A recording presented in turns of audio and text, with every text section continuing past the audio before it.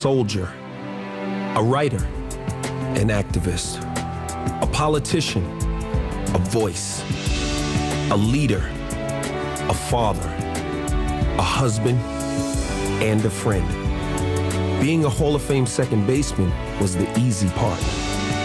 Major League Baseball and ESPN celebrate Jackie Robinson Day, Sunday, April 15th at 8 on ESPN. In St. Louis, and this ESPN telecast is available in high definition on ESPN2 HD, presented by Olivia. The New York Mets, they won 97 games last year, and all season long they were the best team by far in the National League. But then at the very end, the St. Louis Cardinals rose up and beat them in a dramatic 7-game league championship series, and the Mets went home and the Cardinals went to the series. Tony La Russa winning his first World Championship as manager of the Cardinals, first World Series championship that a Cardinal team had since 1982. He's got the third most wins in regular season play of any manager in Major League history. And there's Willie Randolph starting his third year at the helm of the New York Mets. They have improved by 12 wins or more in each of his first 2 seasons as a manager, and no new manager has ever done that in history other than Willie Randolph. Let's take a look at the Mets batting order now. Jose Reyes, the exciting leadoff man, is at shortstop. Then Paul Lo Duca, the veteran, hit .318 last year, the catcher hitting second. Carlos Betran, 41 homers last year, center field. Carlos Delgado, 38 home runs. The Mets murderer's row. He's at first. Then David Wright, the exciting young third baseman, 116 batted in last year, third base. Moises Alou picked up in the offseason from the Giants, left field. Sean Green, another veteran, is in right field hitting 7th. Jose Valentin had an excellent season with the Mets last year, second base hitting 8th. And Tom Glavine, with 290 lifetime wins, hits the opening day assignment for the 4th time as a Met. And there is Chris Carpenter, one of the best pitchers in the National League, Joe, Cy Young winner 2 years ago. Well, he's going up against a potent lineup, but he's prepared. He's got a great fastball that he spots very well, and he mixes his pitches up very well. He's got a great curveball also, and this spring he worked on a changeup, so that gives these hitters one more thing that they have to think about. But his curveball is very dominant, and so is his fastball. And let's take a look at the Cardinals defensively. And they kept most of their guys, their everyday players. Only new guy in this lineup is Adam Kennedy. He was with the Angels last year, and he is a welcome addition here because he can swing the bat. And he can steal some bases. He stole 16 bases last year, which was more than anyone else on the Cardinals stole. So Taguchi led the Cardinals with only 11 steals last year, the first time in nearly 40 years that a team did that little running in terms of base stealing and still won it all. You can't imagine a Cardinal team, when you think about Whitey Herzog being honored here tonight, all of his teams were complete with base stealers. So here we go, the 2007 season about to begin. And there is Jose Reyes, 19 homers, 30 doubles, 17 triples last year.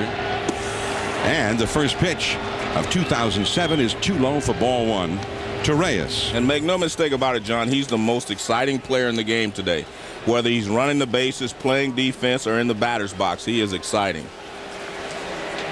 That's a called strike. 1 ball, 1 strike. Now the rap on Reyes used to be that he was much too impatient at the plate, rarely took a walk, and he's been working as he fouls that one off to make it 1-2.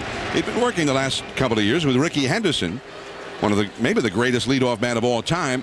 Ricky was not only a base stealer, but he got a lot of walks, and he has worked with Reyes on the aspect of being a little more patient. Curveball, that hung a little bit too high, and the count is 2-2. 46 walks for Reyes last year, and already you could see the 1 walk per 46 plate appearances last year, and that is an out. Let me just say this. I don't have the slightest idea what I just looked at. Let me just go back. Well, guess what? Start over. No, again. you made the point without statistics. You made the point that he has progressed as a leadoff hitter, and knowing the strike zone, he's a little more patient than he was when he first came up. He walked 53 times last year, so his walks are up. There we go. The batter now is Paul Lo Duca. You're always saying, don't get all carried away with all those stats. I don't care about that much about statistics. Lo Duca, beauty, right on the outside corner at the knees for a called strike. As the old saying goes, just use the statistics to embellish your point. Don't let the statistic be the point. No, you never told me that. Oh, I didn't? Okay. Well, it took me 18 years. I just expressed it. And you've never used the word embellish either. Oh, well, you're right about that. 1 ball, 1 strike to Lo Duca. To prove your point. And he works the inside corner. So he started him on the outside with a fastball. And then 2 pitches later, hits the inside. 1 ball, 2 strikes. And that's why Carpenter is so difficult for hitters to adjust to. He moves the ball in and out, and he has great breaking stuff. And a foul out of play off to the right.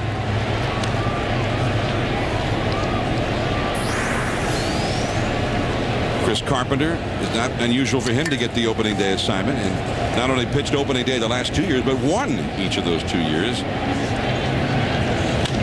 That is punched into right field and just foul. That's why Lo Duca is so tough, though. Tough to strike out, and usually puts the ball in play. And that's why I like him hitting second. I know there was talk of David Wright hitting second. We'll get into that later, but Lo Duca allows Jose Reyes to do his thing. He does not mind taking a pitch or 2, and he can always protect the plate. Some hitters can't get behind in the count 0-2 and still make a good swing, but Lo Duca fights it off until he gets a good pitch. Ball and 2 strikes to Lo Duca. And right there is Adam Kennedy back with the Cardinals. And he might have had some opening day butterflies there. Joe, he almost threw that one away. Albert Pujols had some quick reactions to haul it in. 2 down. You may recall several years ago, Adam Kennedy, a Cardinal, was part of a trade with the Angels that brought Jim Edmonds here to St. Louis. And now, all these years later, they have Edmonds out in center field, and Kennedy is back. 2 down, Carlos Beltran. 41 homers a year ago. Takes a strike. He's a switch hitter. He's got great speed. And once you get into that Mets power, you're in it for a while. That is a called strike. 0-2 on the outside. And it was a sad moment for Mets fans. The Mets season last year ended with Beltran at the plate and the bases loaded, looking at strike 3 and a curve from Wainwright. And on that strikeout, the Mets went home and the Cardinals went to the World Series. When you see that pitch, though, I don't know what Beltran could have done with that one. 1-2. There's a breaking ball, and Kennedy boots it, picks it back up. Out! So Kennedy with a rather difficult baptism of fire, but no harm done. Albert Pujols will be coming up third against Tom Glavine when we come back. The 2007 Major League Baseball season is underway. I'm John Miller with Joe Morgan and Peter Gammons. Opening night at Busch Stadium, and the Mets have gone down, and now Tony La Russa's Cardinals are coming up. Let's take a look at the batting order. Here's Pujols. He'll be up third in the inning. Following, David Eckstein. Eckstein will lead it off at shortstop. Then Preston Wilson in left field. Powerful right-handed hitter. Then Albert Pujols, one of the greats in the game. 49 big flies last year. Scott Rowland, nearly the MVP of the World Series, third base. Yadier Molina, the hero of Game 7 against the Mets with a home run. Jim Edmonds in center field, recovering from various ailments. So Taguchi starts in right field. Then Adam Kennedy at second base, hitting 8th as the new Cardinal. And then Chris Carpenter is batting 9th, all up against Tom Glavine. 290 lifetime wins for one of the great left-handers in the game. Well, Tom Glavine hasn't changed very much, except he will pitch inside every once in a while now. But he never gives in to a hitter in any situation. It doesn't matter. He will throw his pitch. But he will pitch inside more often now than earlier in his career, and I think that's what he had to do. Eckstein leads off against Glavine, and that is too high for ball 1. After a while, everyone gets a scouting report on you. You have to change something just to keep them honest. And I think that's what he has done the last couple of years, is go inside a little bit more often. Glavine making his 8th opening day start, 4th as a Met. He also had 4 openers with the Atlanta Braves. I asked him, I said, were there any of those opening day assignments really stand out for you? And he thought for a moment. He said, no, not really. He said, I really can't remember any of them. There's a foul down the right field line. But that's a guy who's done a lot of pitching. Yeah. He was a 15-game winner. Successful pitching. Yeah. If he got beat around a few times, he would remember some of those. But he probably pitched well most of the time, and that's what he expects to do.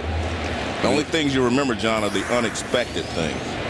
Well, we always expect him to pitch well. Right. 1-2 the count. On the hands, and Eckstein picking right up where he left off in the World Series. Dunks it into center field to get the Cardinals rolling. The first base runner of the game. That's exactly what we're talking about with him. Every once in a while now he'll come inside, and this pitch is inside, even though it's supposed to be inside. He gets it inside, but not enough. It's on the inner half of the plate instead of inside, and you can see Eckstein just fights it off. He got jammed. If that ball's in the spot he wanted it, 6 more inches inside, he probably would have jammed him completely. Now Good hitting by Eckstein. Excellent hitting by Eckstein, and that's his game. He's a pest. They've got the leadoff man for the Mets. He's the leadoff man everybody wants. And then there's Eckstein. He's got a whole different game. He's not a base stealer. He's just a guy who bugs the opposition. And Wilson with a little tap foul. By the end of the World Series last year, the last 3-4 games, they just could not get him out. And he won the MVP of that World Series. And I remember the early going in the World Series, the talk was that Eckstein was too beat up. Remember, he didn't get any hits in the first 2 games. And then they couldn't get him out the last 3 games. A little bit low on the outside with a changeup, and the count 1 ball and 1 strike. Albert Pujols is on deck. John, this is where you see the different philosophies of the 2 managers. You know, Tony La Russa likes to have a power hitter hitting behind his leadoff guy, so he gets a lot of fastballs. But the reason for that, he doesn't have a guy like Reyes who can steal 60 or 70 bases. Third base side. Man. Nice pickup by Wright. The second one, Valentin to first. A double play. That's a tough play to have for your first play of the season. That was an in-between hop, and there wasn't anything he could do about it. He just had to use his hands, soft hands, and he was able to make the play. Now watch this ball. You want the ball on the short hop or the big hop. That's the in-between hop right there. You don't like to catch it that way. You have to have soft hands to be able to make that play. And a nice play there by David Wright. Nice turn at second by Valentin. Albert Pujols, he missed 19 games last year, still had 49 homers and 137 batted in. And he goes inside to Albert, and that's ball 1. That's a show-me pitch. He's not thinking inside the pitch to Albert inside. Albert has never hit a home run against Glavine. On the other hand, he's hitting .450 lifetime against him. Well, he worked that one toward the inside, got it up too high. 2-0. But remember, I guarantee you, when he comes inside to Albert, he will not miss his spot, as he did with Eckstein. It will be off the plate inside. But the reason Albert hits him so well, he can go the other way on the pitches away. Changeup away. Ball 3. Albert uses the entire field. That's why a guy like Glavine, he can have some success against Glavine because he's not overpowering, and he just takes the pitch away to right field. He did homer against Glavine in the postseason, as you saw there. And that is a called strike with a fastball on the outside. 3-1. I'm sure Albert had the green light there, but he probably didn't think he was going to get a good pitch to hit. And he didn't. Here's the 3-1 delivery. On the outside, this time he took a shot and missed it. Strike 2. Changeup, nice changeup right on the outside corner. See him cup it, changeup. A little bit off the plate there. You see a changeup. 3-2 to Albert. 2 down, nobody on. Another changeup. Over into right center, Beltran, and that is the inning. So the pitchers, 2 of the best in the National League, have established themselves early on. Now more sluggers coming up. Delgado, Wright, and Moises Alou against Carpenter. Opening night for Major League Baseball 2007. The World Champion Cardinals up against the Mets. No score after 1. Great pitching matchup here. Tom Glavine going for the Mets against Chris Carpenter of the Cardinals, and the slugger Delgado hit 38 homers last year, slaps 1 foul on the third base side. Strike 1. And he was all smiles today, John. When I talked to him, he had a son Carlos Antonio. First child for he and his wife. Child. And he said his wife was doing fine, so he's pleased and happy to be back playing baseball. 1 ball, 1 strike to the dangerous Delgado. Curveball. Right fielder Preston Wilson easing to his left. Plenty of time. Out number 1. That was an interesting pitch there because he got Delgado off. That's what they call when they talk about slowing a guy's bat speed down. Watch. Delgado just he slows down to make contact with this swing, with this pitch. And watch the swing. See how he just slows his bat down? When you slow your bat speed down that much, you're not going to ever drive the ball. So he's slowing it down, extending just to try to make contact. Now a curveball for a first pitch strike to David Wright, another Mets run producer. 26 homers, 116 batted in last year, hitting .311. Remember, he's only 24 years old. 1 ball, 1 strike. Jose Reyes is 23. Wright is 24. Beltran, for that matter, is only 29. Part of the core of this lineup. But they also have some guys who've been around a long time, like Delgado and Alou. There's Eckstein. Got that same throwing style. Looks like a little kid trying to get it all the way over there, and he almost always does. It's like he has the muscle up to make every throw, but he does it accurately and in time. Watch, he has to wind up, and look at that. Everything he's got behind every throw, but he gets the job done. 2 down, nobody on. And now is Eckstein having made the play, his first chance of the year. Here is Moises Alou. Right up the middle, and Moises Alou in his first at bat with his new team, the New York Mets, gets the Mets' first hit of the season. Moises Alou is one of the best first ball fastball hitters ever to play the game. And it sounds simple, but a lot of guys can't hit that first pitch fastball because they haven't seen a pitch and they haven't seen the motion. First pitch fastball right back through the middle for a base hit. And Moises, who did not have a very good spring, and he almost never has a very good spring. That's nothing new for him. But when you're 40 years old, you're not trying to win a job. You're just getting ready for opening day. People also get a little uptight about it. Here's Sean Green, another Mets veteran, 34 years old. And he takes a strike. He also had a very poor spring. Sean Green, 277 average last year, 15 home runs. His lowest home run total in 10 years. Curveball. That is a called strike. 0-2 the count. Sean Green and Carlos Delgado have been very close friends, when they played in Toronto together. And Sean Green had some of his best seasons, and people thought it was because of his, being around Carlos Delgado. And they're hoping for that lightning to strike again this year with him being there for the entire season. Another curveball in the dirt. And that's 2-strike curveball. You want to bounce it in there, don't you? Well, you want to try to get him to chase it, exactly. You do not want to throw a easy strike with it. Sean Green took it. Sean Green's never had a hit against Chris Carpenter. He's only had 8 lifetime at-bats, but he struck out in 4 of those at-bats and is 0 for 8. Now the curveball. That is his first hit against Carpenter, just out of the reach of Eckstein. Digging for third and making it is Moises Alou, the 40-year-old Alou. Not only starting his Mets career with a base hit, he takes an extra base as if just to say, I'm 40, but I don't play like I'm 40. A lot of excitement, a lot of adrenaline flowing on opening day, John.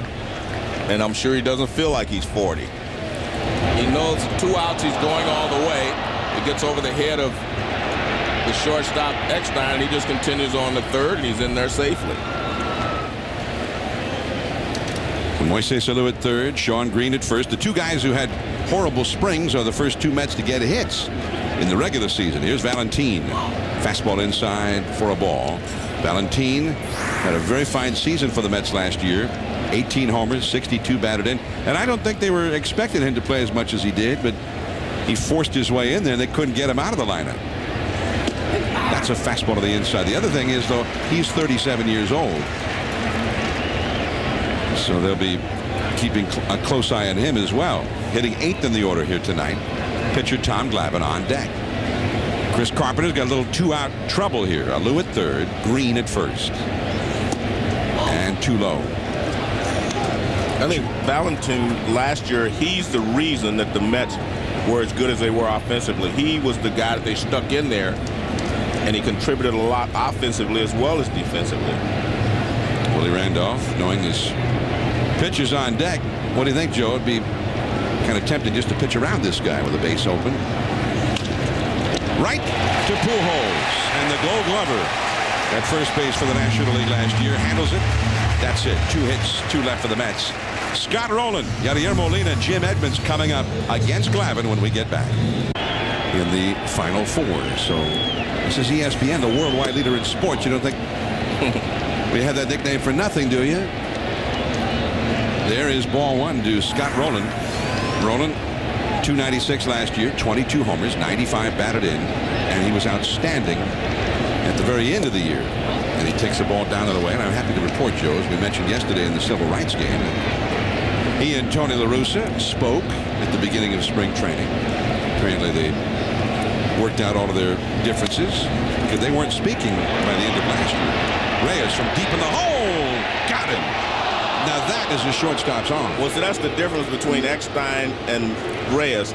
Reyes has one of the strongest arms of any shortstop, and he can straighten up. Watch, he plants himself. He sets himself here to get ready to see. He sets himself. Boom. Now he fires across the diamond. Eckstein always has his body going toward first base to get more on the throw. That's what you call just using your arm, whereas Eckstein uses his body to help generate velocity. Reyes just uses his arm. Now Yadier Molina. And Molina, who had one of the worst years with the bat of any regular player in all of baseball last year, and yet it was Molina in Game 7 who hit the home run that proved the difference, beating the Mets in a very tight, tense Game 7, a 2-run 9th inning homer, and by virtue of that the Cardinals went to the World Series and the Mets were finished. 2-0 the count to Molina. Center field, Beltran, plenty of room. And that is out number 2. That's what Glavine does so well. He can pitch from behind. He was behind both Rowland and Molina, and he gets them both out. He jammed Rowland a little bit, and Reyes made a good play for him. Right there, Molina's 2-0. He's looking for a fastball, gets a little change, takes a little off, gets him to hit a fly ball to center field. He does not mind pitching from behind in the count. Jim Edmonds now at the knees on the outside for a called strike. Jim Edmonds suffering from post-concussion syndrome, which still, on occasion, will cause him trouble. That is a called strike on the outside with a fastball ended as 0-2. That's usually associated with football players, right? Quarterbacks and so forth. They've done a lot more research on it now. And, former teammate of Edmonds, the catcher Mike Matheny with the Giants the last couple of years, has now retired from baseball because of the post-concussion syndrome. 1 ball and 2 strikes to Jim Edmonds. Anytime you get hit around the head, I mean, that's a serious matter. Ball and 2 strikes, 2 down, nobody on. And strike 3 call. That is the inning. Tom Glavine looking awfully sharp. Vintage Glavine.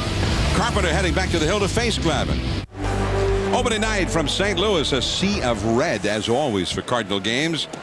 And there is a fastball from Carpenter for a called strike to Tom Glavine. Chris Carpenter still the ace, leading things off for the Cardinal staff as Glavine bloops one in there, and he's got a base hit. The Mets' 3rd hit of the game. Now you've got Carpenter out there, but other than the rookie Anthony Reyes, who came on during the season last year, it's an entirely different rotation than the one that was present and helped win the World Series a year ago. Last year they had guys like Jeff Suppan, who won 12 games, Jason Marquis, who's now a Cub, by the way, the arch rival. Mark Mulder had surgery. Sidney Ponson was an opening day starter last year. So only one of those guys from opening day a year ago remains. That's Carpenter. Reyes came in, as we said, during the season. So then Kip Wells was brought in. He finished last year with Texas. Braden Looper's always been a reliever. Now he's a starter. Wainwright was the closer at the end of last year. He's in the rotation, and as well as Anthony Reyes. So the question is Jose Reyes fouls one away. Can the Mets, who have their own pitching problems, do to the Cardinals what the Cardinals did to them last year? Can the Cardinals exist without those three pitchers that helped them win last year? And Reyes chased one way up out of the zone. Strike three. One away. Peter Gammons on that subject. What do you think? Can the Cardinals win with all of these new starters? Well, John, I'm not sure the starters are going to be really the issue here. I mean, I think, obviously Wainwright Wainwright has never won a game as a starter. Looper has never won a game as a starter. Wells is 15-30 over the last 3 years. But they all have pretty good stuff. They really believe Wainwright can be a #2 starter, win 15, 16 games. What they think is that, they were in the second half of in ERA and quality starts last year in the National League. They really believe that the starters will be all right, but the question is going to be Jason Isringhausen, who broke down in September. It's a left hip, right shoulder injury. As long as he holds up, they should be all right. But I asked Tony La Russa, what do you do if Isringhausen breaks down again? He said, I don't know. That would be the question, although I feel like Adam Wainwright could do a pretty good job as closer. Well, one of the players said if we could have Adam Wainwright as a starter and a closer, we'd be a pretty good team. Yeah. So, and I agree with that. Paul Lo Duca, the hitter, with a runner at first, 1 out, and it's 3-0 to Lo Duca. All the big sluggers are up after Lo Duca. Beltran on deck, then Delgado, right, Alou. No score here in the third. Adam Wainwright is the one I believe in. I think he can be a starter because he told me he pitched 182 innings one year in the minor leagues. So that means that he can hold up under the stress of pitching a lot of innings. The other guy is Looper. You're not sure if he can go that long because he's been a closer, he's been a short man, and he's been a reliever. Reyes, the same thing. You're not sure if they can hold up for 120 plus innings a year or more. Hit very slowly. Scott Rowland. He goes to second in time. Now that is not only a guy who is outstanding, but he already had that scenario played out in his mind before the ball was even a hit. Well, the pitcher's running from first base, and he's aware that he has more time. If it's Reyes running, of course, he wouldn't have tried this. But with the pitcher, Glavine, running, he knows he has time. And a 41-year-old pitcher at that. I didn't want to say that, but a pitcher running. Glavine, I think, would have been there a little more quickly years ago, Joe. Yeah. Here now is Beltran with Lo Duca at first, and that's over the inside for a called strike. Beltran grounded out to second his first time. 41 homers last year. He'd like to bring back the base stealing part of his game this year. That ball is hammered deep, way back there. It is a foul ball. Out of here with plenty to spare, but just foul. That was a hanging breaking ball, and that's why it hooked foul. He got a little bit out in front. It's a hanging breaking ball on the inner half, so that's how he got away with it. If that ball's 6 inches more out over the plate, it's probably a home run. But it's on the inner half of the plate, and he pulls it just foul down the right field line. It wasn't foul by much. Look, that hit him. Came back with the fastball on the inside and drilled him just maybe on the shin beneath the knee. So that puts 2 men on for Delgado, the cleanup hitter. Beltran is a guy who has not had many hits against Carpenter, but he has touched him up for a couple of home runs in 20 previous at-bats, and he didn't miss by much, hitting yet another home run there a moment ago. Well, he pointed to just on the outside of his right knee when he got to the first base. He's there with Howard Johnson, former Mets third baseman, now first base coach for Willie Randolph. Here is Delgado. He flied out to right field his first time on a slow curveball. 38 home runs last year. Starts him with the curve. It's 0-1. 265 average. So he's not a high average hitter, but he is complete slugger with enormous power. What you like about Delgado, though, John, is even though he uses the whole field, even though he is a slugger. Curveball. Yep. That one is hit well. Taguchi back. Can't get it. It's off the wall. Coming in to score is Lo Duca. Here comes Beltran right behind him. He'll score easily. A double for the slugger. Delgado using the whole field, as you had just mentioned. Well, that's what I like about him. I mean, he will go the other way. That was a breaking ball away, and he went the other way with it. Most sluggers will try to pull this pitch. There's a breaking ball away. He goes the other way with it.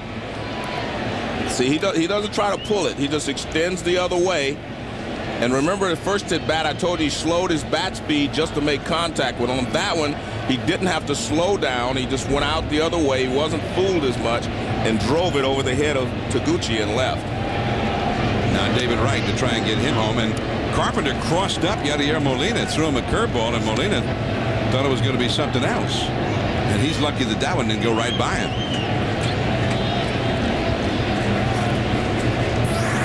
He didn't catch that one. He just kind of punched at it. David Wright, a 300 average, home run hitter, big RBI producer. On the hands of the fastball. Pujols barehands it. And Carpenter covering. He won a Gold Glove last year, and the hand is not bad either. 2-0. The Mets are out in front after 2.5. So Taguchi with a knee-high fastball from Tom Glavine, strike one, and here come the Cardinals, trailing 2-0 to the Mets here in the last of the third.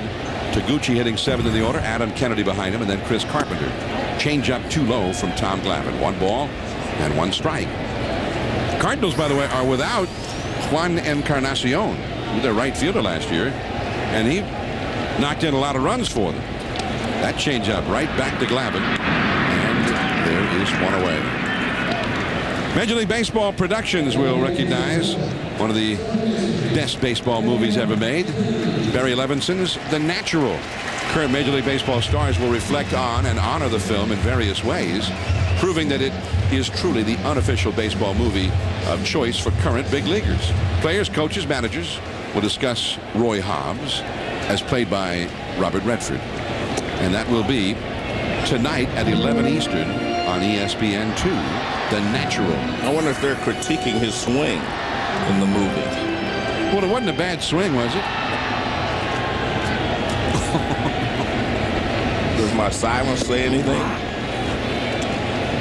So for you, it wasn't the swing; it was all Wonder Boy, that the bat, huh? mythically created bat. Yeah. There's this 1 ball, 1 strike count to Adam Kennedy, his first at bat, coming back to the Cardinals after all those years with the Angels, and he won a World Series ring with the Angels, 2002.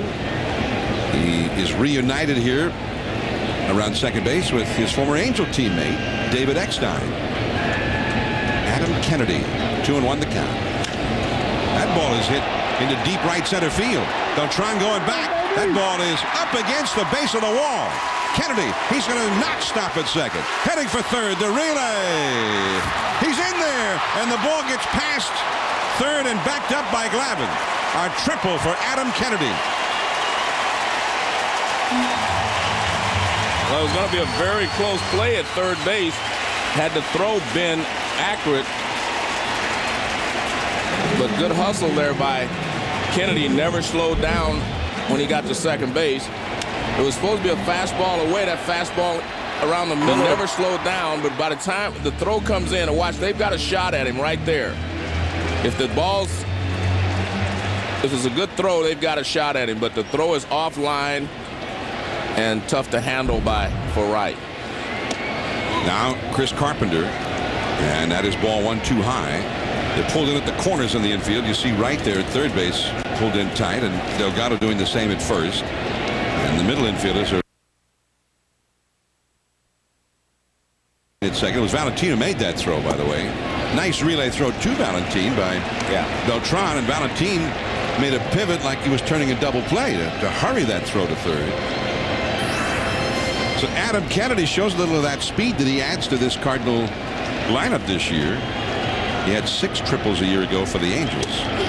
Carpenter takes a strike, a fastball to the inside.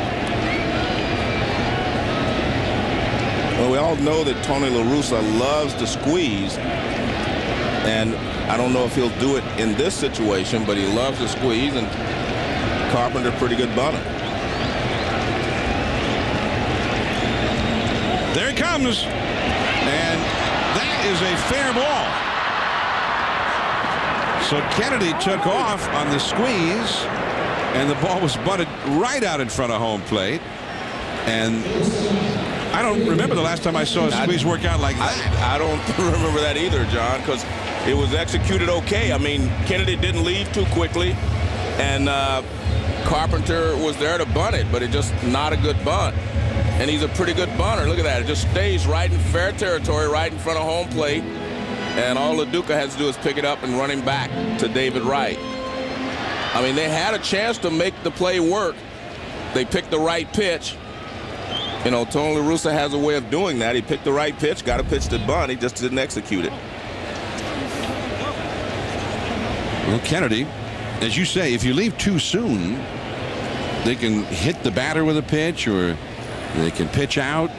There are things they can do to keep the batter from bunting the ball, but he did not leave too soon. Usually if you get the bunt down to fair ground, it works, that you get the run home. One of the things to remember, it's always easier to squeeze with a left-handed pitcher on the mound because his back is to third base and he's not looking at you when you take off. It's tougher for him to read a guy taking off from third base than it is for a right-handed pitcher. Eckstein, the hitter.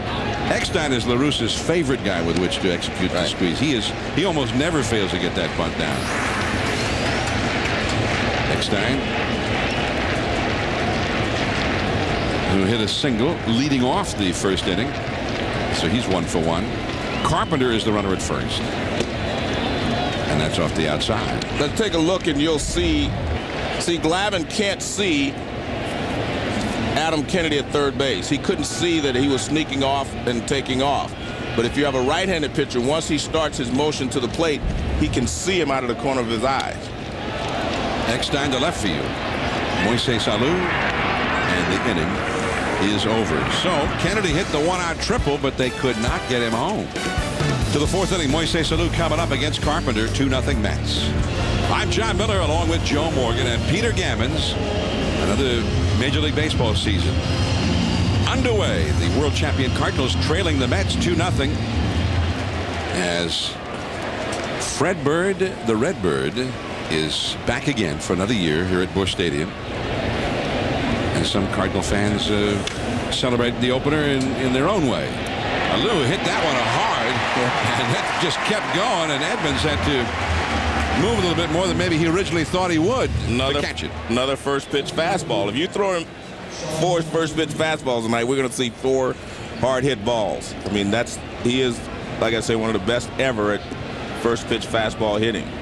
Alou hit a single to center for the first hit of the game for the Mets in the second inning, and now a line drive out on the first pitch. Here is Sean Green, and that's too low for ball 1. By the way, the 2 pitchers tonight, and we've talked about the fact that they're great pitchers. Carpenter for the Cardinals, Glavine for the Mets. That's a strike. 1 ball, 1 strike. But it's been their at-bats that have helped create the difference of this game. Tom Glavine led off the third inning with a single for the Mets. That started a 2-run rally. And then Carpenter, with a runner at third, 1 out, was asked to lay down a suicide squeeze bunt. But the bunt was lacking. You can't bunt it 3 inches out in front of home plate for it to work. That's into the hole and off the glove with the diving Eckstein. He was pulled over toward the middle, playing Green to pull. Green with a big turn at first, and Taguchi hurries the ball back in to hold him to a single. 2-0 Mets. Delgado, and the Mets lead 2-0. Now Green is at first, and here is Jose Valentin. Apparently we've had some audio problems at times, and that ball is hit hard into right field.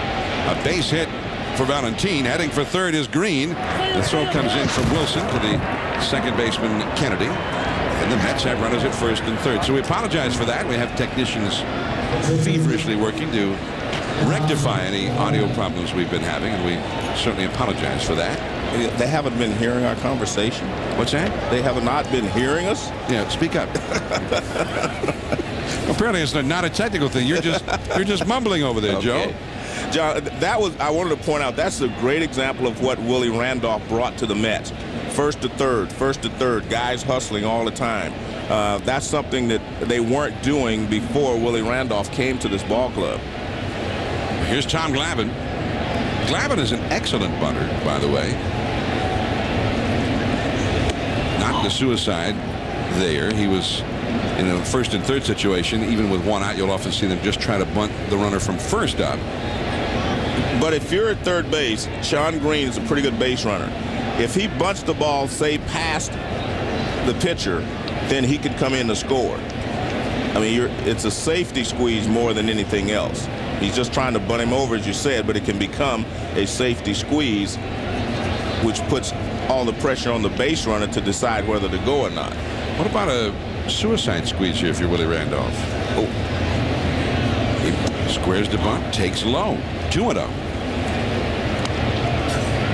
One of the things you can do here, John, and I don't think Willie will do it here, and I'll tell you why. Because I think Jose Reyes has become a very good hitter, RBI man, etc. He does everything.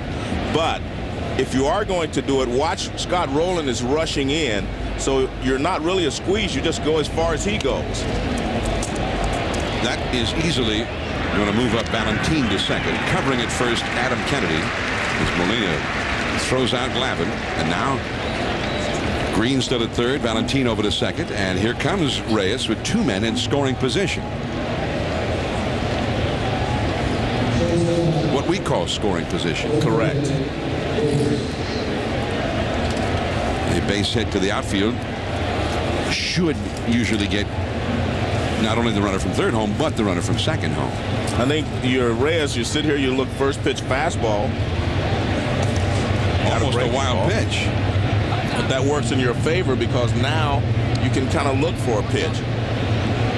Carpenter's basically a fastball, curveball, and he's added a changeup to his repertoire. But I think right now, if you're Reyes, he missed with the curveball, you go ahead and look for the fastball. Even if he throws your curveball, go ahead and take it. But he may pitch him carefully because first base is open. Reyes is 0 for 2 tonight. Yeah. Here's the curve. He's looking pretty careful right now. Right. 2-0.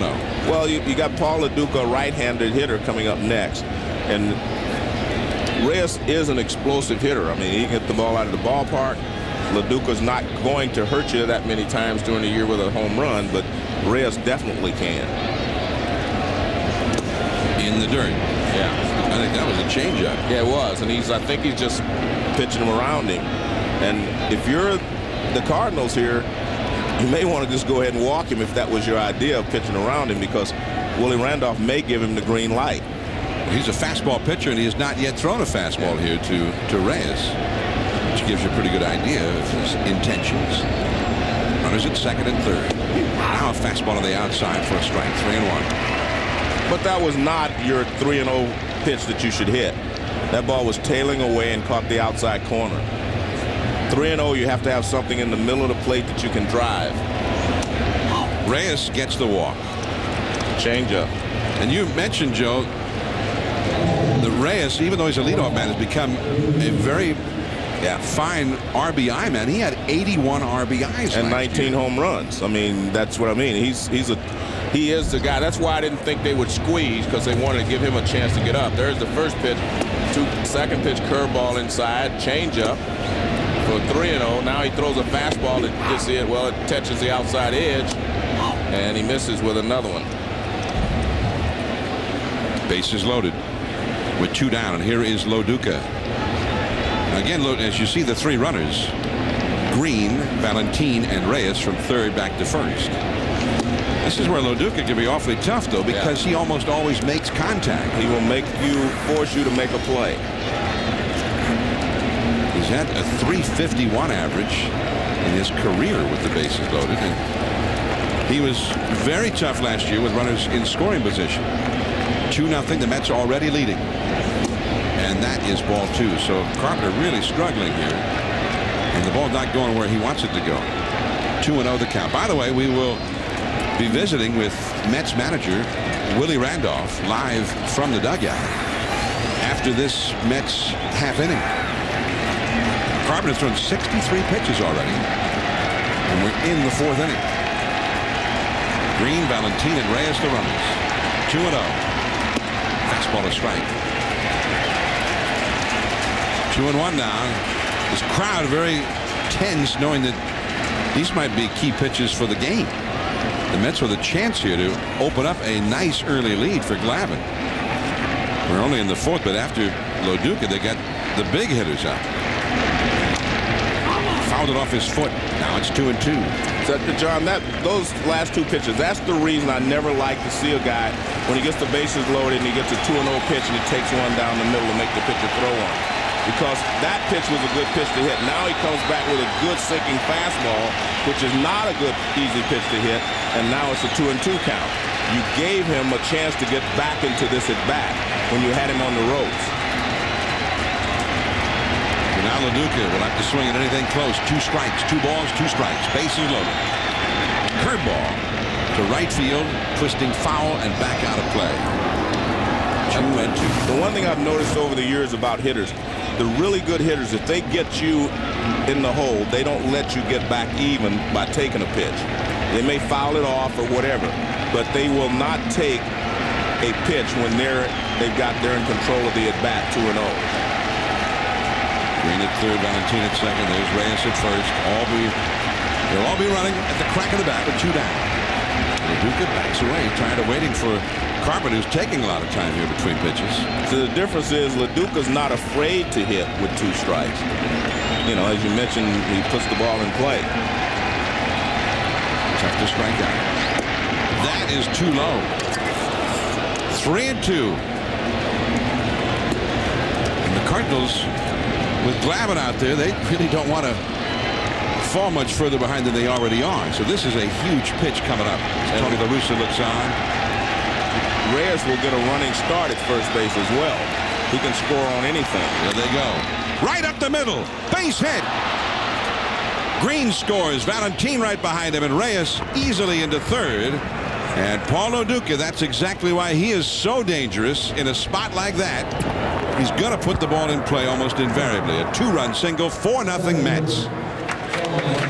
Great job there by Lo Duca. He got him to a 3-2 count. Didn't try to do too much with it. Just hit it right back through the middle. Look at this. Good pitch there by Carpenter. It's knee high and away, but he just tries to go right back through the middle. He doesn't try to pull it.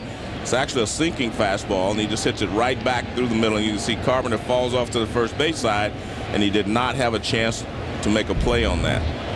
And most power pitchers, or guys that throw really good breaking balls or like that, they will fall off to the first base side or the third base side if they're left-handed. Pitching coach Dave Duncan, having visited with Carpenter at the mound, back to the dugout. And there is Reyes now at third with Lo Duca over at first. The 2 runs are in. They've had 2 out RBI hits in this game for their 4 runs. Strike to Beltran, the switch hitter, who has grounded out and been hit by a pitch. 41 homers last year. Each of the next 3 hitters all hit a lot of homers and a lot of RBIs, over 100 RBIs for all 3 of them. Just missing on the inside with that one. 1 ball, 1 strike. 70 pitches thrown for Carpenter already, only in the 4th inning of this game. And this Mets lineup is a meat grinder. Yeah, definitely. Right up the middle. That's a base hit. Reyes comes in to score. Lo Duca will stop at second. Another 2-out RBI hit for the Mets, and they lead 5-0. You know, we've talked a lot of people talk about the fact the Mets pitching staff is a little, in disarray. As we take a look at this pitch, it looked like a fastball up a little bit. Fastball up, I think that's what it would look like to me, in the middle of the plate. Actually moving away, starts in the middle and moving away, but it was up, and you can see right back through the middle. And again, Carpenter falling off to the first base side could not feel the line drive. And the bullpen is going now for the Cardinals. Josh Hancock, a right-hander, has started to throw. Delgado, who knocked in the first 2 runs in the 3rd inning with a 2-out double, at the plate with a chance to drive in still more. And of course, driving in runs, that's what he gets paid for. And the one thing to remember about the Mets, The pitching may be in disarray, but this lineup is not. They will score some runs for you. Willie Randolph likes what he sees right now. Wow, wild swing at that curveball. It bounced in there. Strike 2. That's one of those pitches where you're looking for a curveball. You read it out front, the spin on it, and you swing at it anyway. You're just looking curveball, and you swing at it.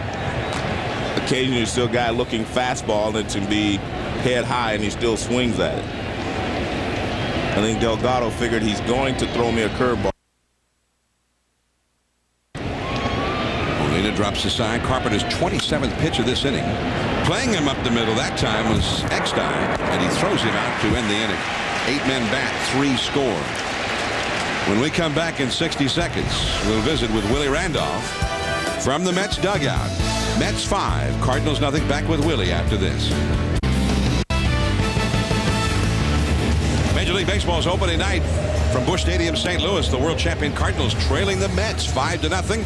We're very pleased to be joined now from the Mets dugout by manager Willie Randolph. Welcome, Willie. Hey, guys. Hey, man, it's Joe. I want to say, first, I want to say you did a fabulous job last year from start to finish. I just want to get that off my mind. Thank you. Now, I want to ask you, there was a lot of talk this winter. There was a lot of talk this spring about moving David Wright to second. Why, or what happened there? Well, I just wanted to see how it looked there. I mean, I was just kind of experimenting a little bit. We didn't have a lot of continuity in our lineup this spring because a lot of guys were in and out. But I just want to see how he looked there. I think David's a hitter who's flexible and with on-base percentage and good eye. I think he can be a good spot there every once in a while. With Tom Glavine, he's your ace. Yes. All right. Yes, he's my ace, and he's pitching like an ace so far tonight. What about Pedro? Well, Pedro looking good, Joe. I spoke to him a couple days ago, and he's in great shape, working hard, and I'm hoping to have him back sooner than later, hopefully near the All-Star break. Wishful thinking, but, we'll see what happens. All right, thanks a lot, Willie. Okay, guys, Talk take care. to you. Willie Randolph, we always appreciate when the manager comes on with us from the dugout during the ball game. 0-1 the count to Preston Wilson facing Glavine, and that ball is a foul off the left field line, well back out of play into that sea of cardinal red. 0-2. That's a pretty good spot to watch a game right there. Yeah, John, I want to go on record also as saying that Willie's done a good job so far this year. Excellent. Yeah. Best I've seen this year. Glavine down and away.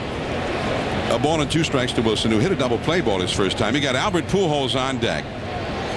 Rick Peterson alongside Willie, the Mets veteran pitching coach. There's Pujols on deck. Change up in the dirt. 2-2.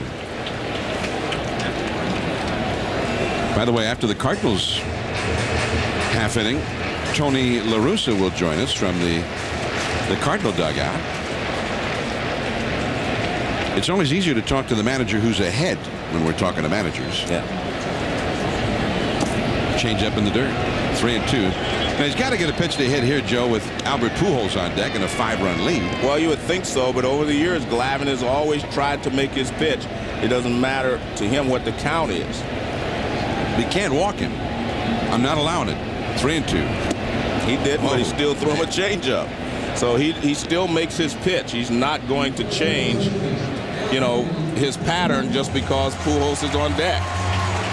And that works in his favor sometime because, the hitter's thinking that way too, John. Pujols is next. He's going to give me a fastball down the middle. And what does he do? He throws him a changeup. Preston Wilson's got to be thinking, well, what good is it going to do hitting in front of Albert if it's not going to get me a pitch to hit?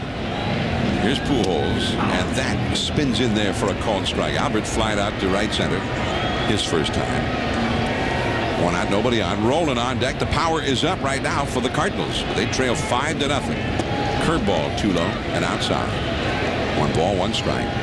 Albert Pujols, as we mentioned, is the only home run he's ever hit against Glavine was in the postseason last year. I guess all the hits he's had against Glavine just figured, well, if I keep in the yard, I win.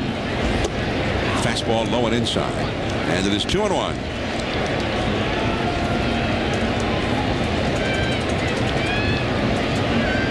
Two balls and a strike to count. Nice. Inside corner, knee high, 2-2. Albert Pujols had a single and a homer yesterday in the civil rights game in Memphis, but didn't do much hitting in the spring. There's David Wright at third. And Pujols is out. 2 men gone, and Glavine is shut down Pujols. He's shut down just about all of the Cardinals so far, including Scott Rowland is coming up next. Now you asked Tony, or rather Willie Randolph, about Pedro Martinez. Peter Gammons, what about Pedro? Willie thinks he could be back as early as after the All-Star game. Well, John, it amazes me that almost everyone around the Mets believes that. They believe very strong. He doesn't have the foot problems. He doesn't have the knee problems. He's cleared up most of his problems in his shoulder. He's in great shape, and they really believe that he's going to be able to come back. And what about you? I believe it. You know, and I think one of the things that's most important to understand about Pedro is he can come back throwing 83 to 89 instead of 93 and still win. That ball into left center by Rowland, and plenty of room out there for Moises Alou, and the inning is over. Tony La Russa will be visiting with us from the Cardinal dugout when we return in 60 seconds. 5-0 Mets at the end of 4. Back with Tony La Russa in 60. Now 3-1 to David Wright. Carpenter. And he doesn't look as sharp as we're used to seeing, and that's for sure. That ball is hooked right to the left side for a base hit to left.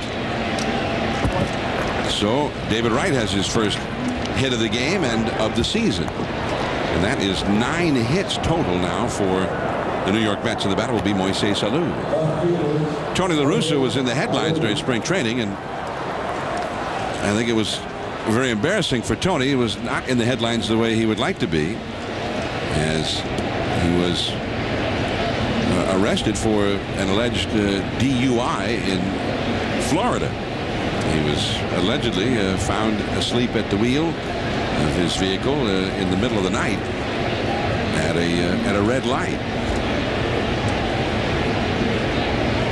Tony has apologized numerous times about that, and that was back in the spring. La Russa began as a manager with the White Sox all the way back in 1979 and was many years there. Helped the White Sox win a division title in 1983. They had the most wins in the American League. Then went to Oakland and had a great run of success with the Oakland Athletics. And then with the Cardinals. Been here many years as well. And Alou pounds that one foul down off his foot or his ankle. 0-1 the count. Cardinal bullpen is busy now. The left-hander, Tyler Johnson, has gotten up. 5-0. The Mets are leading the Cardinals here in the 5th inning. Moises Alou, who had a lot of injury problems with the Giants last year, only played around 100 games, still hit well, hit over 300, hit the long ball as you expect. And the thing was, as you mentioned, Joe, he's one of the great fastball hitters around, and that bat speed showed no signs of slowing down whatsoever last year. He was talking about, because of all the injury problems, maybe he would retire, but how can you retire if you can still swing the bat the way he does? Check swing and a curve. No swing. 1-2. Here's a look for our Nationwide K-Zone presented by Nationwide. Curveball, 74 miles an hour, down and away. And Alou swings and misses. Strike 3. The pitch before was an illustration of what La Russa was talking about, laying off the tough pitches. The curveball the pitch before was very close, and Alou was able to lay off of it. But Carpenter was able to come back with a beautiful curveball. And you can see the bottom fell out of that because when he crossed the plate, it was in the strike zone, and he caught it just above the dirt in the back. And that was the hammer. Here is Sean Green. First base. Pujols to second. 1. Eckstein back to first. And Sean Green too quick. Is safe at first. Wright forced out at second. So 2 men are gone here in the Mets 5th inning. Well, Albert Pujols has worked very hard. Remember, he was a third baseman at first. Now he's taken the first base, and he won a Gold Glove last year. I mean, he has become very comfortable playing first base. He seems to make all the plays. He comes forward to get this ball, gets out of the line of the runner, makes a good throw to second, and he tries to get back, but there was no chance for a double play there. But he feels very comfortable at first base now. Here's Jose Valentin, who has grounded out and singled and scored a run. 2 down runner at first in the 5th inning. The Mets lead the Cardinals here on opening night in St. Louis, 5-0.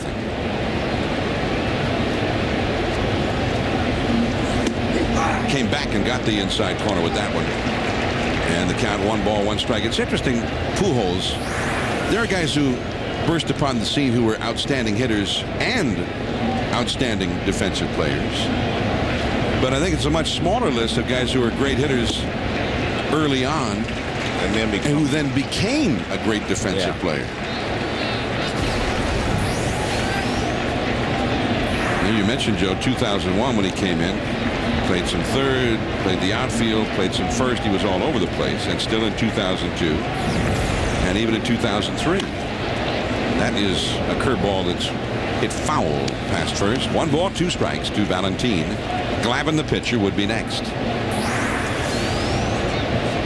At first base, as a full-timer in 2005, he made 14 errors. And he was rough around the edges defensively. Last year, cut the errors more than in half and won a Gold Glove. And the curveball strikes out Valentin. Another sharp breaking hammer that ended up in the dirt. Molina, then Jim Edmonds to bat for the Cardinals, who were down 5-0. Some movies have certain scenes that cannot be previewed on television. So you're gonna have to start getting scared immediately. This movie has them all. Grindhouse, rated R, everywhere Friday. Very pleased to be with you on this beautiful night in St. Louis. The Cardinals, though, are trailing the New York Mets 5-0. Tom Glavine delivering ball 1 to Yadier Molina. Cardinals hurting a little bit without Encarnacion in the lineup, and with Jim Edmonds not being himself yet. He did not get many at-bats in spring training, coming back from the concussion and the various ailments which plagued him. And so they're a little bit thin right now, Joe, in the middle of that lineup, as evidenced by the fact that Molina, who hit .216 last year, is hitting 5th, but he gets a base hit this time. Runner at first, nobody out. Let's go to John Buccigross with a SportsCenter 30 and 30 update. Thank you, John. This is not video of you and Joe going to Busch Stadium today. That's Jimmy Johnson and Jeff Gordon trading meadow, and it's Jimmy Johnson who narrowly wins at Martinsville. And 1 game down, 1 to go. Women's Final Four in Cleveland. Rutgers defeats LSU. They'll play the winner of North Carolina and Tennessee on ESPN right now. Back to you guys. Thanks, John. And Tom Glavine back to work to Jim Edmonds. Edmonds called out on strikes his first time, and he takes ball 1. By the way, we don't drive cars like that, the NASCAR. However, driving over here with Joe before the game, Joe does drive like some of those drivers. 1 ball and no strikes.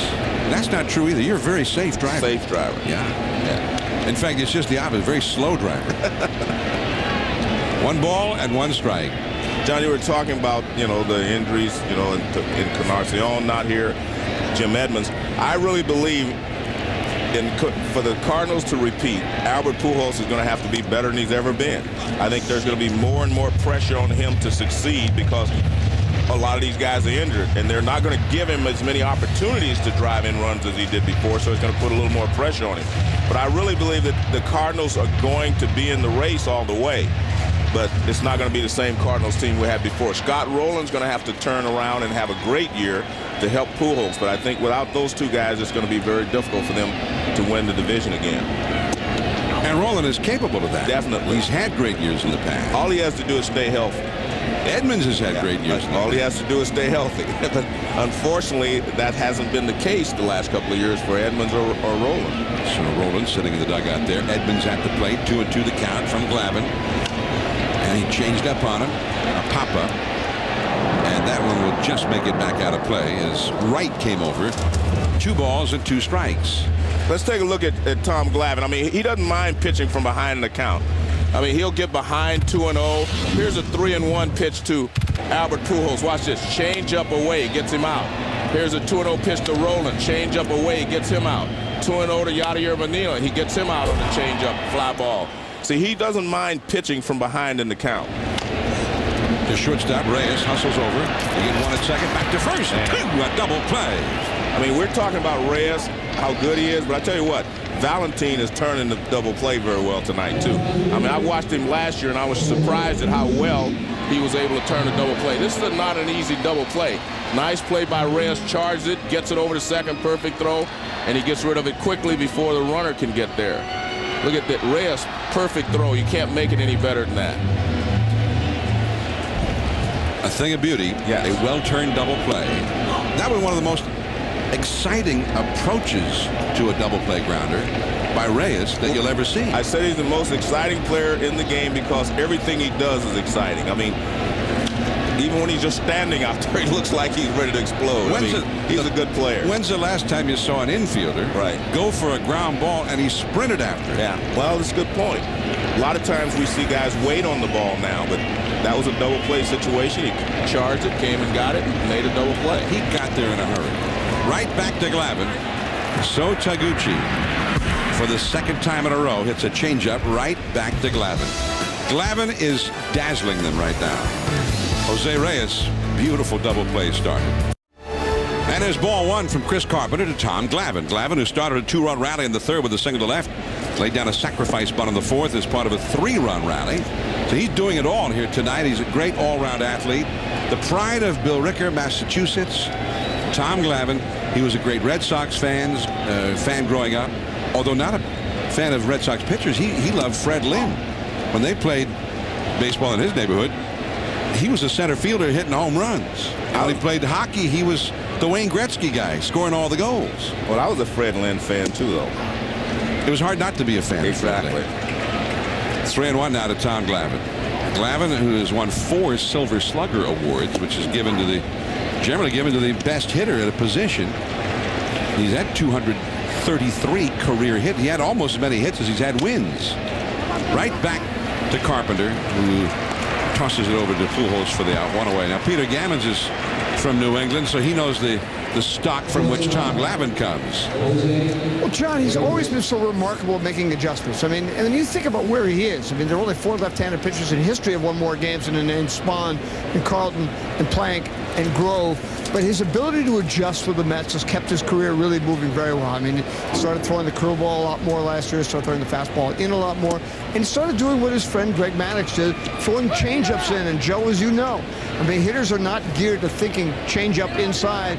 They see the arm speed, they see the ball inside, they think fastball, and as Maddux says, you got to pop up or a swing and a miss. Being honest with you, Peter, I think that works better when it's a good hitter at the plate because he sees the ball inside and he wants to react to it. You know, sometimes they try to keep the changeup away from an average hitter because he doesn't have the same bat speed.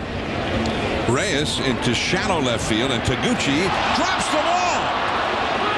And Reyes didn't even know about it. Reyes had his head down coming around first base thinking, man, I didn't get a hit again. And in fact, he didn't get a hit, but he is aboard. I guarantee that lights had to have something to do with that because I really believe in Taguchi as an outfielder. I mean, I've seen him make some fabulous plays. He's jammed. This ball's a flare. He comes running in. Well, it looked like he was leaning off to the side to look away from the lights. Let's see right there. See, you can see him. Yeah, he wasn't looking. He didn't see it all the way into his glove. See, Reyes turned his head from the plate like, doggone it. Wait a minute. So here now is Lo Duca. Now you've got one of the great base stealers in the game today, Jose Reyes. Not as much base stealing going on in baseball now in this era of the big home run hitters as there was a few years back. But Reyes he's a throwback to the Vince Colemans and the Ricky Hendersons. And I don't think he could have gotten a second. I want to add that on that play right there. I think it was a single anyway. I mean, if he had his head up, he still would have been first. Yeah, he would have stayed at first. But he could be at second here in another moment. Right, but you're right. I mean, he is a throwback. The guys can steal 60, 70 bases.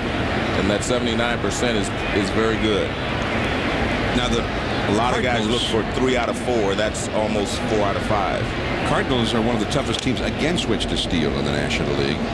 Carpenter is usually pretty good at getting the ball quickly to the catcher. Molina is a weapon behind the plate. Quick release and a strong arm. Well, with a 5-0 lead, I'm not sure that he would go anyway, and that doesn't mean that it's too much of a lead, lead to run. It just really means that you want to save yourself. You don't want to risk, getting injured or whatever, because stealing the base is a dangerous play. That's coming from a man who stole 689 of them. That is caught, and that is going to be a double play. Reyes took off, but the ball never hit the ground. Kennedy reached down to grab it just above his shoe. A double play to end the inning. Adam Kennedy will be coming up. Back in St. Louis, where the Mets lead the Cardinals 5-0 as we head to the last of the 6th inning. And 2007 marks the 60th anniversary of Jackie Robinson's first game and first season in the big leagues. 1947, as he broke the color line. He came in at a time when African-American players were not allowed in Major League Baseball. Here is Adam Kennedy, who hit a triple against Tom Glavine. About the only guy who's made hard contact against Glavine so far. I'm looking forward to April 15th game because that's the 60th anniversary day of his first game. So that'll be great for us to commemorate that. And we'll be in Dodger Stadium. The Dodgers, of course, were Jackie Robinson's team, the Brooklyn Dodgers. Breaking in with Brooklyn back in 1947, 60 years ago. April 15th was opening day that year. And Jackie Robinson made a great impact right away. 1947, not only made his debut, but he went on to win the Rookie of the Year that year. 2 years later, he was the National League MVP. 1955, he helped the Dodgers win their first World Series championship after being inducted into the Hall of Fame. Jackie Robinson passed away much too soon. His number was retired by the Commissioner of Baseball, unilaterally all around baseball, on the 50th anniversary of his debut in a game the Dodgers played at Shea Stadium, which you and I covered, Joe, on ESPN in 1997. Moises Alou with a diving catch. And Adam Kennedy robbed of a hit by the ancient one, the 40-year-old Moises Alou. Well, you know, when you play this game, John, you do not. You just play the game. And that's what you see here. Moises Alou, he's not thinking about how old he is. He's just playing baseball, something he loves to do, and he makes a play.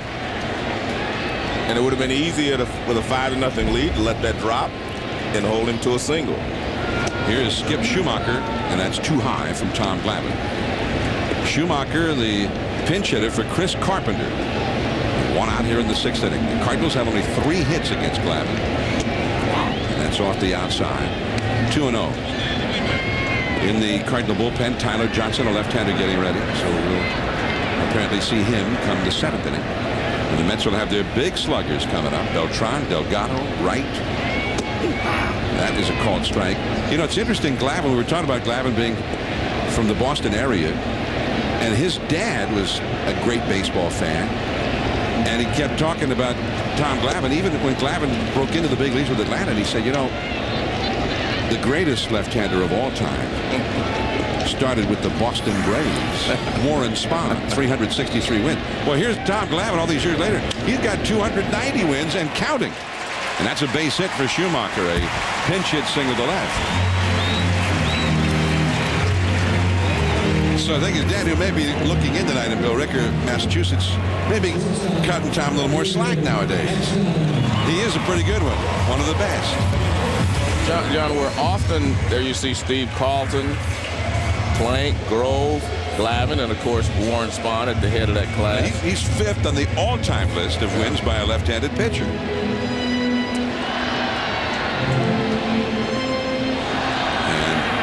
On the all-time list, lefties and righties together, Tom Glavine is number 24.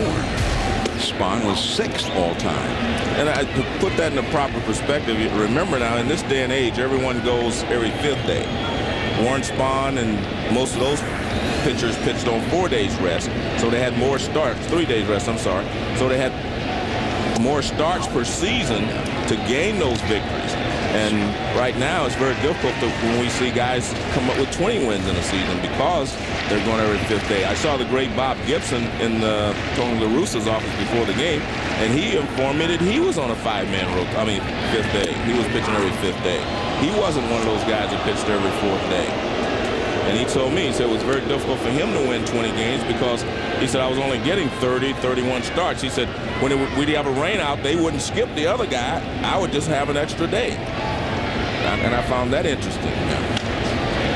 David Eckstein down the left field line. Pretty good hitting by Eckstein there. Schumacher to third. They're going to wave him home. The relay over the head of Reyes from Alou, and a run-scoring double for David Eckstein. 5-1 Mets.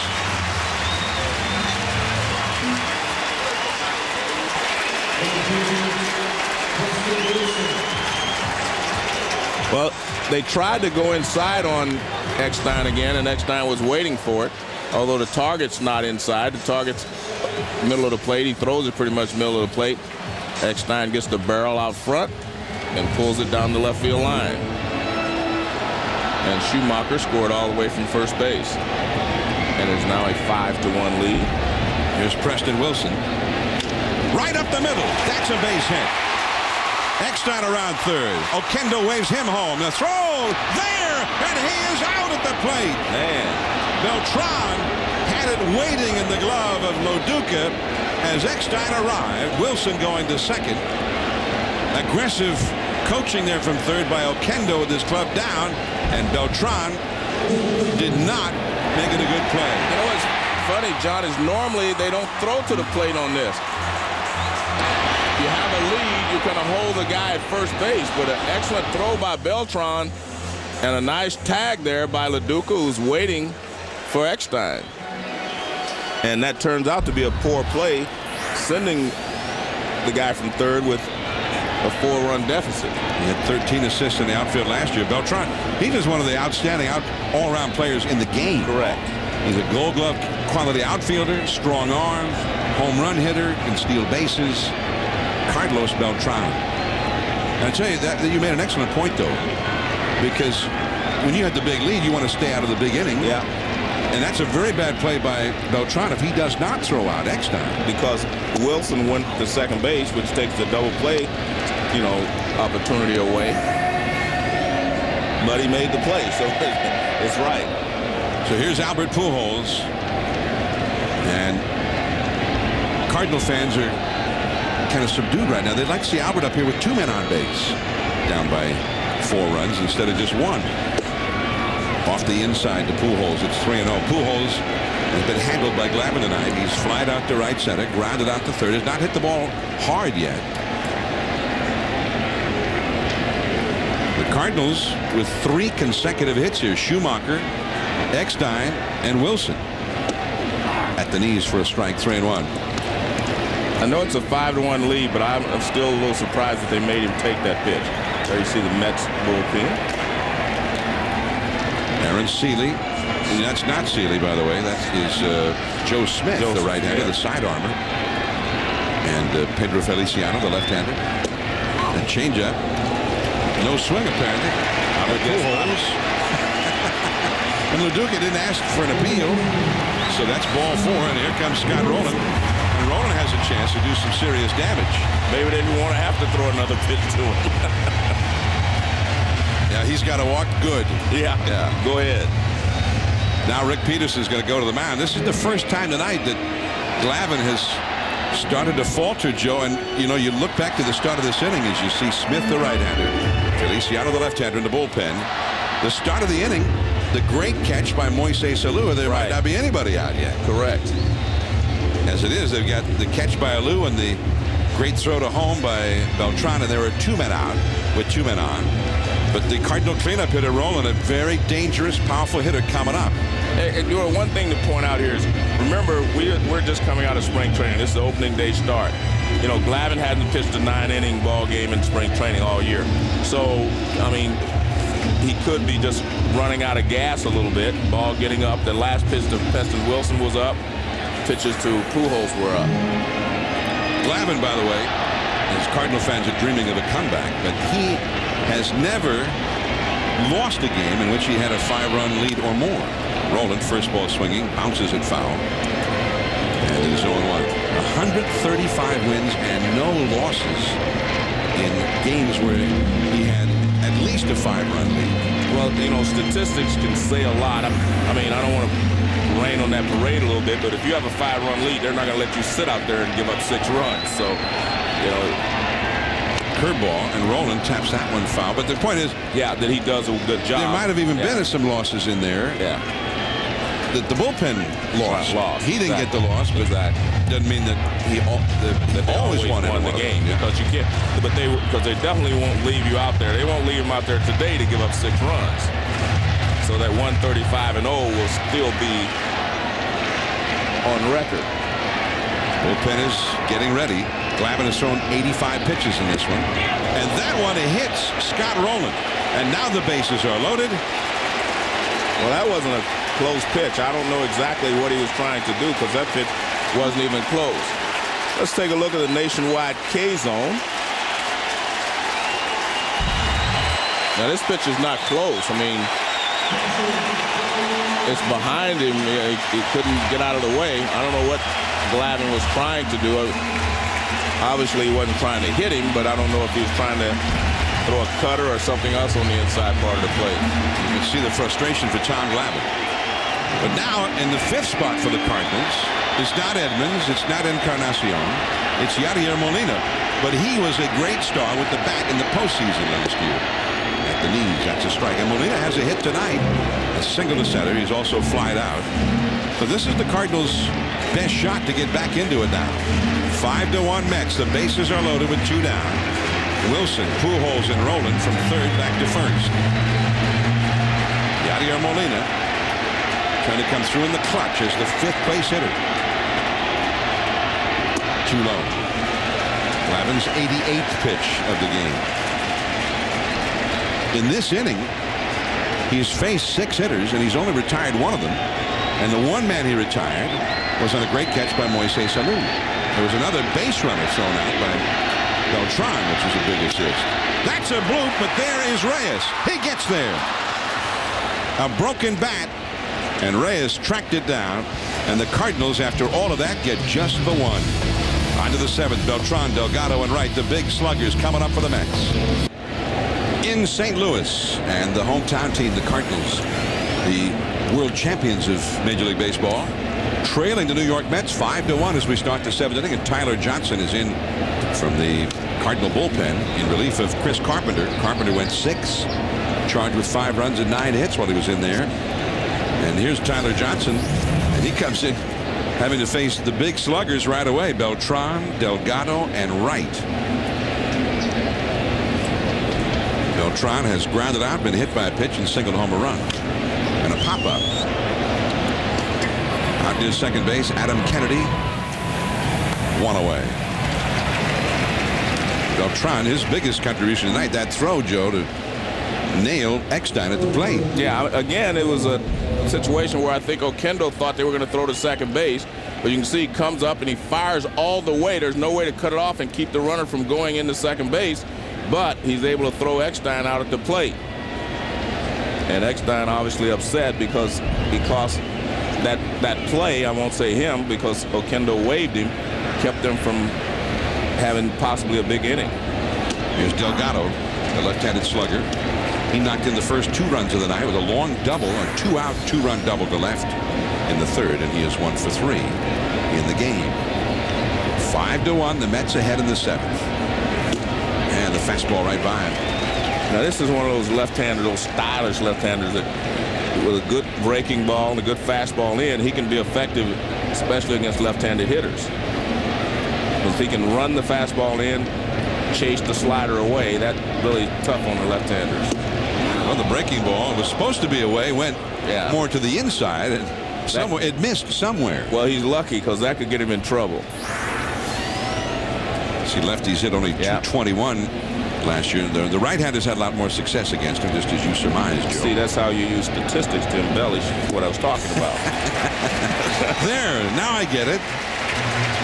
2 down. Now, Joe, you're talking about statistics, and you used one extremely well there. I'm giving you all the congratulations that you deserve. Now, a trivia question. Tonight's Excedrin trivia question. Who holds the record for most career home runs on opening day?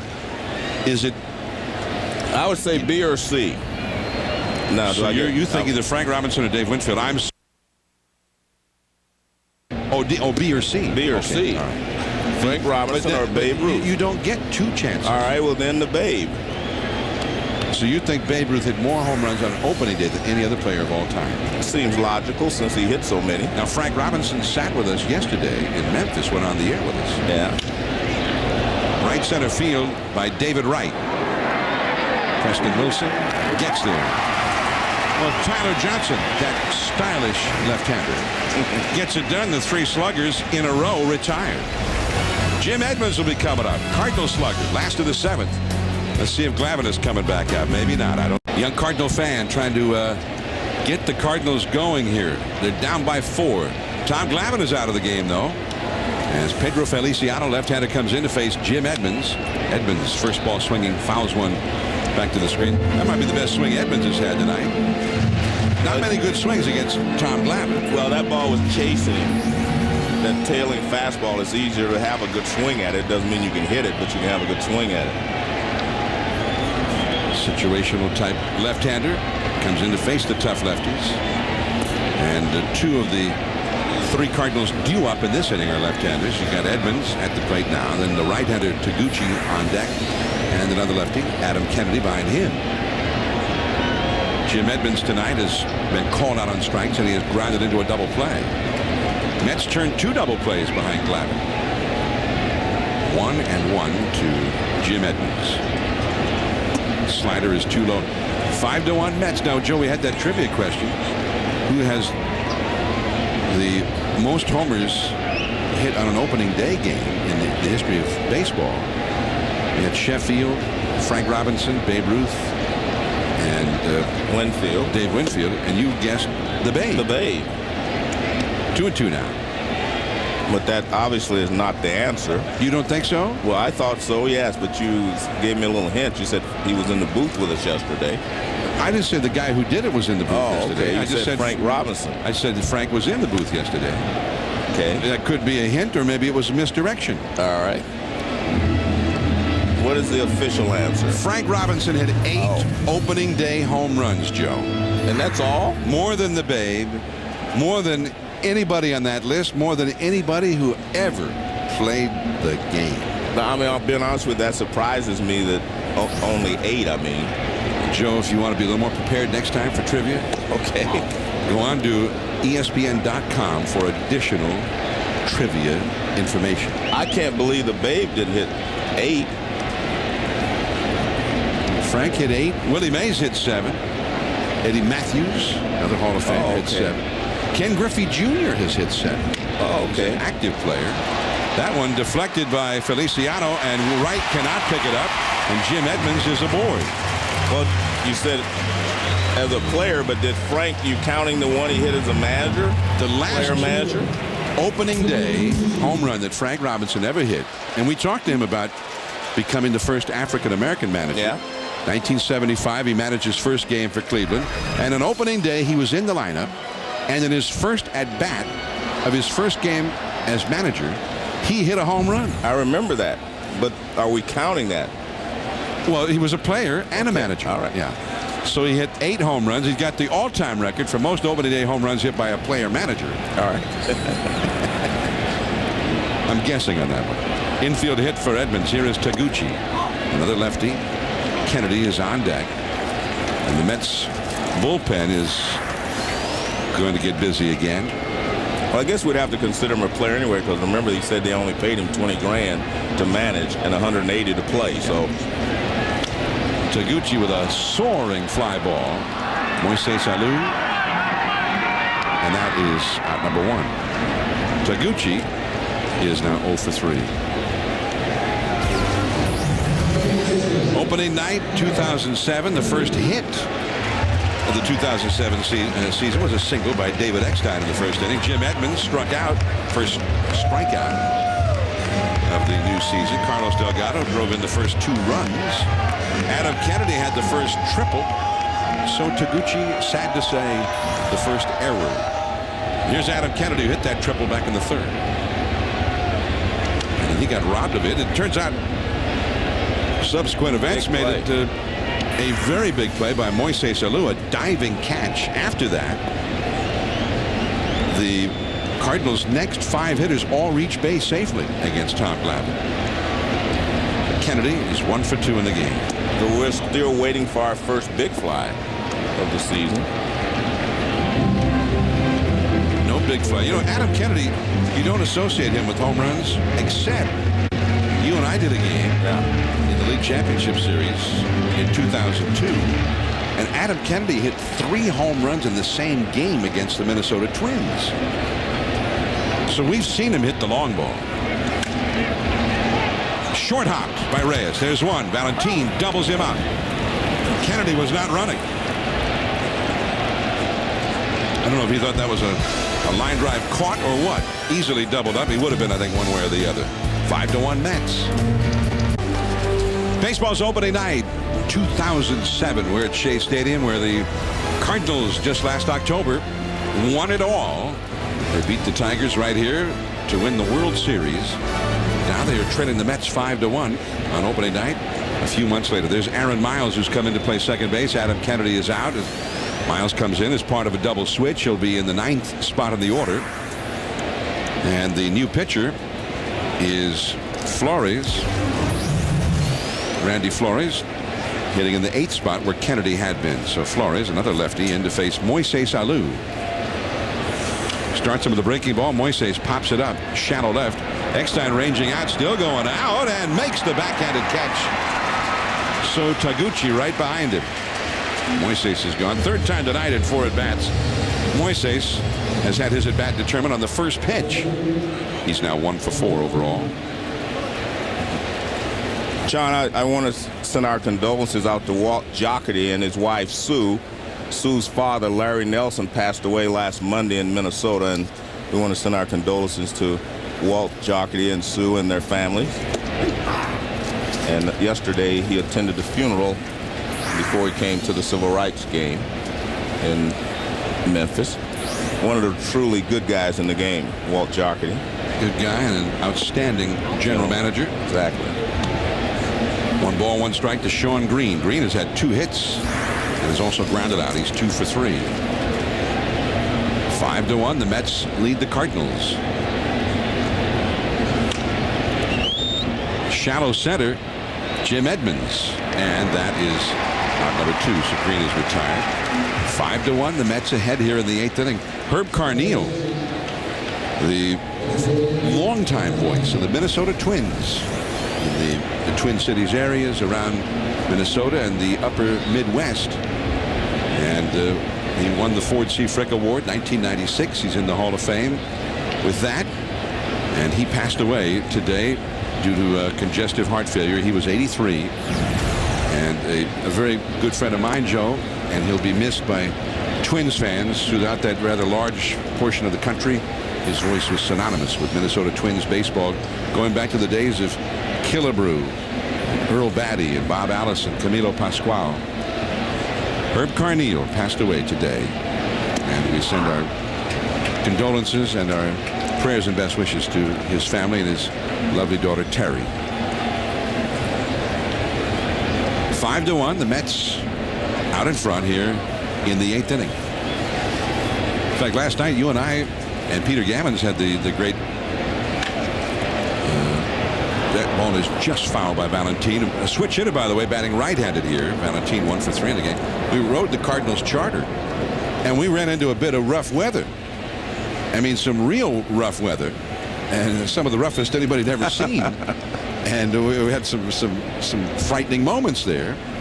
Well, it reminded me of a story that Herb Carneal once told me about a Twins charter years ago when Tony Oliva was on the Twins, and they had some real rough weather. And that one goes to center. Edmonds back and under it. And with the plane bouncing up and down, Tony Oliva said, "Who's driving this thing, Hoyt Wilhelm?" And Hoyt Wilhelm, of course, the old great knuckleballer. We're heading to the last of the 8th inning here in St. Louis. Cardinals down by 4, 5-1. Aaron Miles in the 9th spot in the order, up for the first time of the game, facing the left-handed reliever Pedro Feliciano. The top of the order, Eckstein, and then Preston Wilson to follow. 5-1. The Mets are leading, trying to hang on to this one for Tom Glavine. Tom Glavine is standing by down in the Mets clubhouse with Peter Gammons. Tom, when you are a command pitcher, how difficult it is to channel your emotions on an opening day and maintain your command? It's hard because with the adrenaline of everything going on, your natural tendency is to go out there and try and throw too hard. And for somebody like me, that's not a good thing. So you have to kind of, that's where experience helps, where you can kind of temper yourself a little bit and kind of pull your emotions out of it and just understand that you need to make pitches. And in order to make pitches, you have to stay within yourself. How many adjustments have you made over the last 3 to 5 years to keep your career going as it has? In the last 2 years, a bunch. It's just kind of been trying to work the inside part of the plate more, trying to use my off-speed stuff more, just kind of mixing stuff up and getting away from being that two-pitch pitcher that so many people knew me as. And, it's kind of like Rick Peterson has told me repeatedly, we got to erase the scouting report and start over. So there's been a lot of adjustments. Now, there's been a lot made about the Mets pitching staff after you. Could this staff be a little bit better than people think? I think we could. El Duca is experienced. He knows what he's doing. He stays healthy. He's going to do a good job for us. John Maine did a great job for us last year. So with a year experience, you figure he's going to get better. And we got 2 kids on the end of the rotation that have electric stuff. So if they can kind of figure out their mechanics and get a little bit more consistent, and they're 2 guys that you're constantly talking to about taking their emotions out of what they're doing and just concentrate on making pitches. And if they can do that, they're going to help us a lot. Do you ever look at the names in front of you, left-handed pitchers in history, and think about your place? I try not to. It's hard not to because, you hear about it so much. But, I know I'm getting into some pretty nice company, a company that I never in my wildest dreams anticipated being a part of. But I'm there, and I just want to continue to try and solidify my place on that list and see if I can get to that magic number. Tom, thank you very much. Back to John. Thanks, Peter, and we really appreciate Tom coming on with us like that. Feliciano has walked the leadoff man, Miles. Now the top of the order coming up, Eckstein, Wilson, and Pujols, and the young right-hander Joe Smith is summoned for the bullpen by Willie Randolph. Welcome back to Busch Stadium in St. Louis. I'm John Miller with Joe Morgan, my Hall of Fame partner, one of the all-time great second basemen in Major League history. I don't know if you realize that, Joe, but I looked it up. I've been wondering. Peter asked Glavine about his place. I've been wondering about my place. You're one of the all-time greats. Oh, okay, thank you. This is Joe Smith from Cincinnati. Yeah, no, I met him before the ball game, and he said he grew up there in Cincinnati watching the Big Red Machine, and he still lives there in Cincinnati. 23 years old. This is his major league debut. He was a guy as a freshman at Wright State University who got cut from the baseball team. He came back the next year and adopted this sidearm delivery, and that's when he stuck, and he stayed with that ever since. 0-2 the count. That one hit the hand. That foul ball hit the hand of Paul Lo Duca, and the trainer's going to come out. That's why you do not want to be a catcher. You're going to get nicked up over the course of a season. That's why anytime a catcher hits well for average or whatever is some of these guys have done over the years, I'm always amazed because you get hit on the hand, you get hit on the knee, you get hit everywhere. And you can see he had his hand behind him to protect it, and because there was a runner at first, he didn't have it completely hidden. You put your hand behind your right leg or put it on your behind your right knee or whatever to protect it. Let's see if you can see where his hand is. Unbelievably bad luck. Yeah, bad luck. See, his hand is down here. And it goes between his legs and gets his hand. There goes Miles. Well, you knew that was going to happen. Eckstein dribbles one, and it rolls foul. They were going to test him to see if he could throw. After taking the ball off your hand like that, a lot of times teams will just take off. So the Cardinals, far from saying to Paul Lo Duca, hey, sorry about that, or sorry, hope you're okay. Instead, they're trying to exploit it. Yeah. And when you get hit in the hand like that, what do you think Lo Duca's throw would have looked like if that next ball would not hit? Well, it depends. Sometimes what catchers do is they do not, on the contrary, a lot of people think they ball their fist up. You don't do that because you don't want your hand to be tight. You want your hands to be as loose as possible so if the ball hits it, it just kind of ricochets instead of breaking a bone or something. He's not going this time. That slider is into left field, a base hit. Here come the Cardinals. And they get men on base at the right time. You've got Preston Wilson, who has some power, coming up next, and then the great Albert Pujols behind him. And Wilson knows he doesn't have to hit a home run now. They're down by 4. He just has to get on base and let Albert try to do the rest. And the Mets bullpen is very busy, by the way. And Joe Smith, the rookie in his major league debut, has not yet retired a big league hitter. That's Aaron Heilman, the right-hander. Scott Schoenweiss, the offseason acquisition, the left-hander. And sinker called a strike. He got the low strike there. I'm a little surprised, that Tony La Russa maybe didn't use Duncan here, with this guy being a side-arming right-hander who is obviously tough on right-handed hitters. Duncan, a big left-handed hitter with lots of power. 0-1 the count. That's foul. Although he has showed a lot of confidence in Preston Wilson, I might add, and he's been rewarded most of the time. Wilson's been an everyday player most of his career. Right. He's done well against right-handers, but also he does have the lefty Schoenweiss up in the bullpen. Yeah. So if he'd gone to Duncan, maybe would have gone to Schoenweiss. Yeah. Okay. I would have made him do it. He struck him out, and he made short work of him. 3 pitches and out. That was an excellent little slide piece there. Well, he threw him a couple of fastballs, and he hadn't seen this pitch. See, if you're a hitter, you like to see the pitches quickly. Maybe it's not a slider. It looked like a slider to me. It's a sinker, actually. Look at the ball sink right at the end. I saw the movement. I thought it was a slider, but it was just a lot of movement down. One way or the other, that was a great pitch. Yeah, a lot of sink on that fastball. I mean, it came in like a strike. Yeah. Now Pujols. 2 men on. Just off the outside. Now Albert had been up there one other time tonight with men on base, and he got a walk. Glavine clearly pitched around him in the 6th inning. Now, Miles at second, Eckstein at first, and Rolen is on deck. And he's trying to get Albert to hit the ground ball, but Albert is treating those pitches with disdain. It is 2-0. And, of course, Albert can't do it all right now. No. It would be just as good for him to get on base. Scott Rolen up next, and Rolen will be the tying. Yeah, but I don't think they're thinking that way. If you're the Cardinals, you want Albert to hit. Even if he can't tie it, you want him to, he can bring you closer. 3-0. You don't want to lose his bat. Now, on the other hand, it looks like Joe Smith is saying, I don't want Albert to hit. Yeah. He said, maybe I can handle Scott Rolen.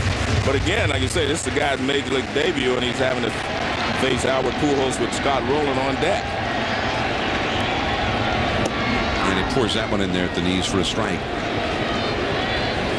You've got Heilman, the much more experienced right-hander, and a guy that Randolph likes to use in the 7th, 8th innings, ready in the bullpen. 3-1. And he walks him.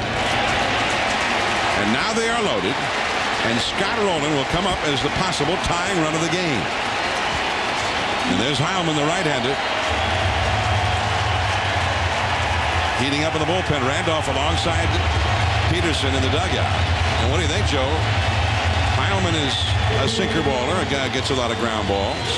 Well, I think what you're seeing here is Randolph wants to find out what he has. No, he's starting out of the dugout now. I was thinking if he leaves him in, he's trying to find out what he has in Joe Smith. Because this is, you're at the beginning of the season. And there's the call to the bullpen for Aaron Heilman. So Smith faced 4 hitters and walked 2 of them. The worst of all, he walked the very first one he faced with a 5-1 lead. Heilman coming in. Scott Rolen, the big cleanup hitter, will be at bat when Heilman is ready to go when we return. Reproduced or retransmitted in any form, and the accounts and descriptions of this game may not be disseminated without express written consent. On the 60th anniversary of Jackie Robinson's first Major League game, baseball will honor a man whose impact will never be forgotten. Celebrate this historic occasion at ballparks all around the country on April 15th, and also watch the national ceremony live from Dodger Stadium right here on ESPN. We'll be back on ESPN. That's 2 weeks from tonight, Sunday the 15th at 8 Eastern, 7 Central, 5 Pacific. Jackie Robinson Day. And here in St. Louis, they're on their feet. The Cardinals have been trailing in this game since the third inning. They're down 5-1 now in the eighth inning, but they have the bases loaded, and there is Aaron Heilman. He was a setup man, a late inning reliever for the Mets in front of Billy Wagner last year. But he doesn't have any room for error here with Scott Rowland coming up, the possible tying run. Miles, Eckstein, and Pujols are the runners. By the way, reliever Feliciano issued the leadoff walk. Rookie Joe Smith. He gave up a hit and a walk. That's inside for ball one. So Feliciano, not Smith, walked the first batter of the inning. It was bad, whoever did it, but it was not Smith. Smith came in, gave up a hit to Eckstein, struck out Wilson, and then walked Pujols. Scott Rowland has grounded out, flied out, and been hit by a pitch. That is grabbed by Valentin. Reyes. Oh, no. Double play. Oh, no.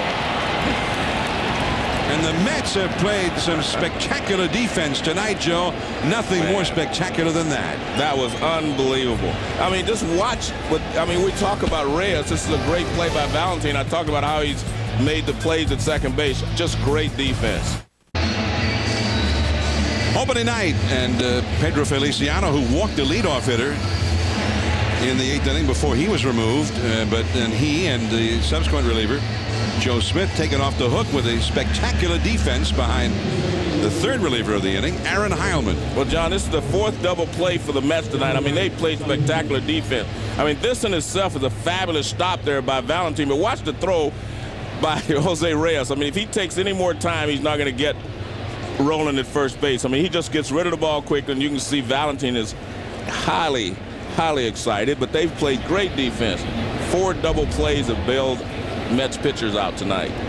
Brad Thompson on to pitch now for the Cardinals. In relief of Flores. He's the fourth Cardinal pitcher of the game, and he throws ball one to pinch hitter David Newhan. Newhan pinch hitting here for Heilman. The Mets, of course, have a great closer. There's the veteran Billy Wagner. There is a built-in day off after the opener here in St. Louis tomorrow. A lot of teams do this so that if opening to get rained out, then they could play it the next day. That is too high for a ball, and it is 2-1. So it won't be a save situation by the rule book for Billy Wagner, but Willie Randolph, I'm sure, like to get him in there with another day off coming tomorrow, as it is. Up the middle, and David Newhan, a new Met, gets his first hit and his first at bat. Well, Joe, you mentioned 4 double plays, but they've had several spectacular defensive plays throughout the night. Well, exactly. I mean, Reyes, that starts the double play, charged it, like you said, turned over. Moises Alou made a great play in left field that kept them from maybe scoring. Beltran throws it all the way to the plate in the air and cuts down David Eckstein, and this one was just fabulous with the bases loaded. And we also had a great play in the hole by Reyes that we didn't get a chance to show. Remember, he made a long throw across the diamond. The Mets have been more excited tonight when they've been in the field than when they've been at the plate. That makes your pitching staff a lot better, I know that. Great defense will definitely help your pitching staff. They turned 2 of those double plays behind Tom Glavine, plus the catch by Moises Alou and the throw by Beltran, all behind Glavine. I remember Tom Seaver told me a story. He said one time when the Mets were horrible, he had to either strike the guy out or make him hit it to Bud Harrelson at shortstop. That was his only 2 options. Reyes with a base hit to right. Newhan heading to third, and Newhan makes it to third easily. Runners at first and third now against the reliever Brad Thompson with nobody out. Let's take a look at K-Zone, sponsored by Nationwide.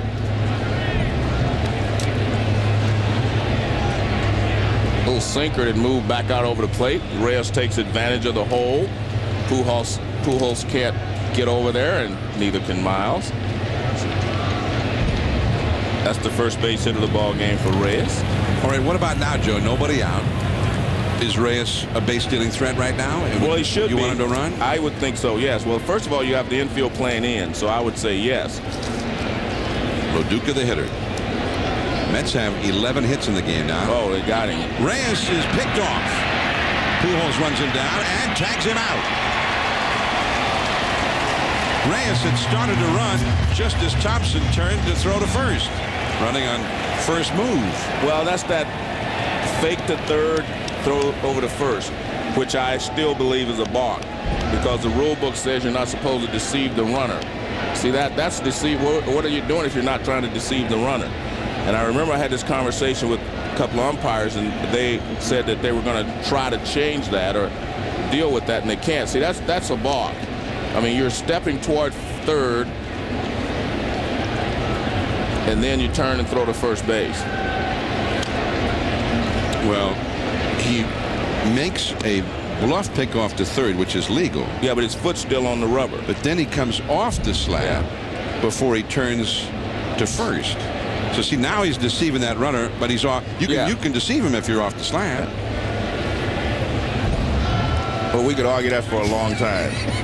We've been arguing it for 18 years. No, because originally you're doing it to deceive the runner. Now, you have no intention of picking off the guy. Exactly, and that's what the rule book says. Base hit for Lo Duca. Coming in to score is Newhan, and Lo Duca gets his third RBI of the game. 6-1 Mets.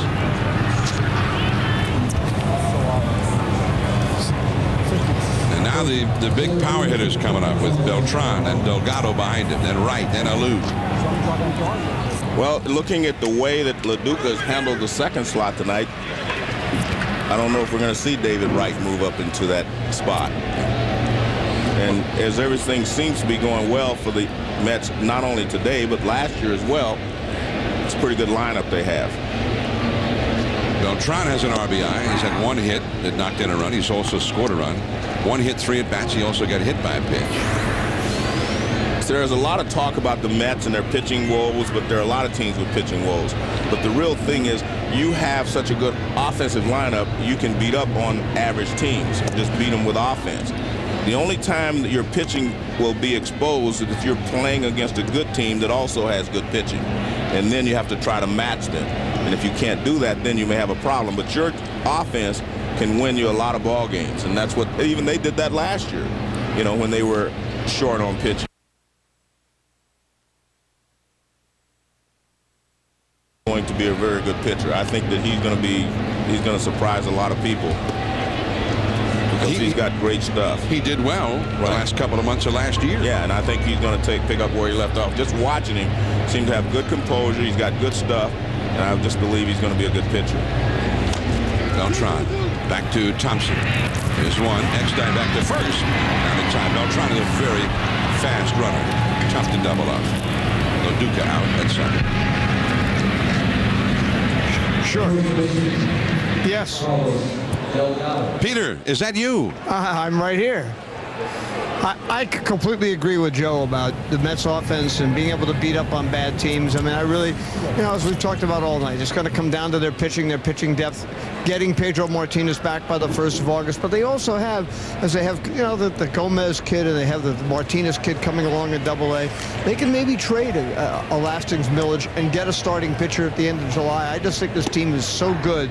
They're the team to beat. As much as the Braves have improved their pitching and as much as the Phillies are a very dangerous team, I just think the Mets are the team to beat in the National League. No doubt, in my opinion, the Mets are the team to beat. But I think a lot of teams, the Cardinals included, they're going to play the hand that they have right now and see how it works. Delgado into the defense. Pujols to Eckstein at second for the force out on Beltran. Delgado finishes up 1 for 5 with 2 RBIs. Billy Wagner will be coming in, the Mets' outstanding closer. Yadier Molina to face him when we return. Back at Busch Stadium, where the Mets lead the Cardinals. Fans, be sure and watch your team's out-of-market games live wherever you are, from anywhere in the world. Major League Baseball right to your desktop. Go to ESPN.com and search MLB.TV. Sign up today. They have a new package, Joe, MLB.TV Premium. Much higher quality. On TV? Yeah. Well, you can put the mosaic on and get 6 different games all at the same time. Well, and then pick my and choose attention which one you span want. is not that good. so I can watch 6 at once. Well, I watch one at a time. This wouldn't be perfect for you, maybe. No, but I have. That's why you have a remote. This would be good for Carl Ravitch and John Kruk and Tim Kirsch and those guys who sit there and watch all day. 6, 8, 10 games at the same time. I have a remote. I just flip back and forth. Yadier Molina against Billy Wagner. 1 ball, 1 strike. No save opportunity here for Wagner.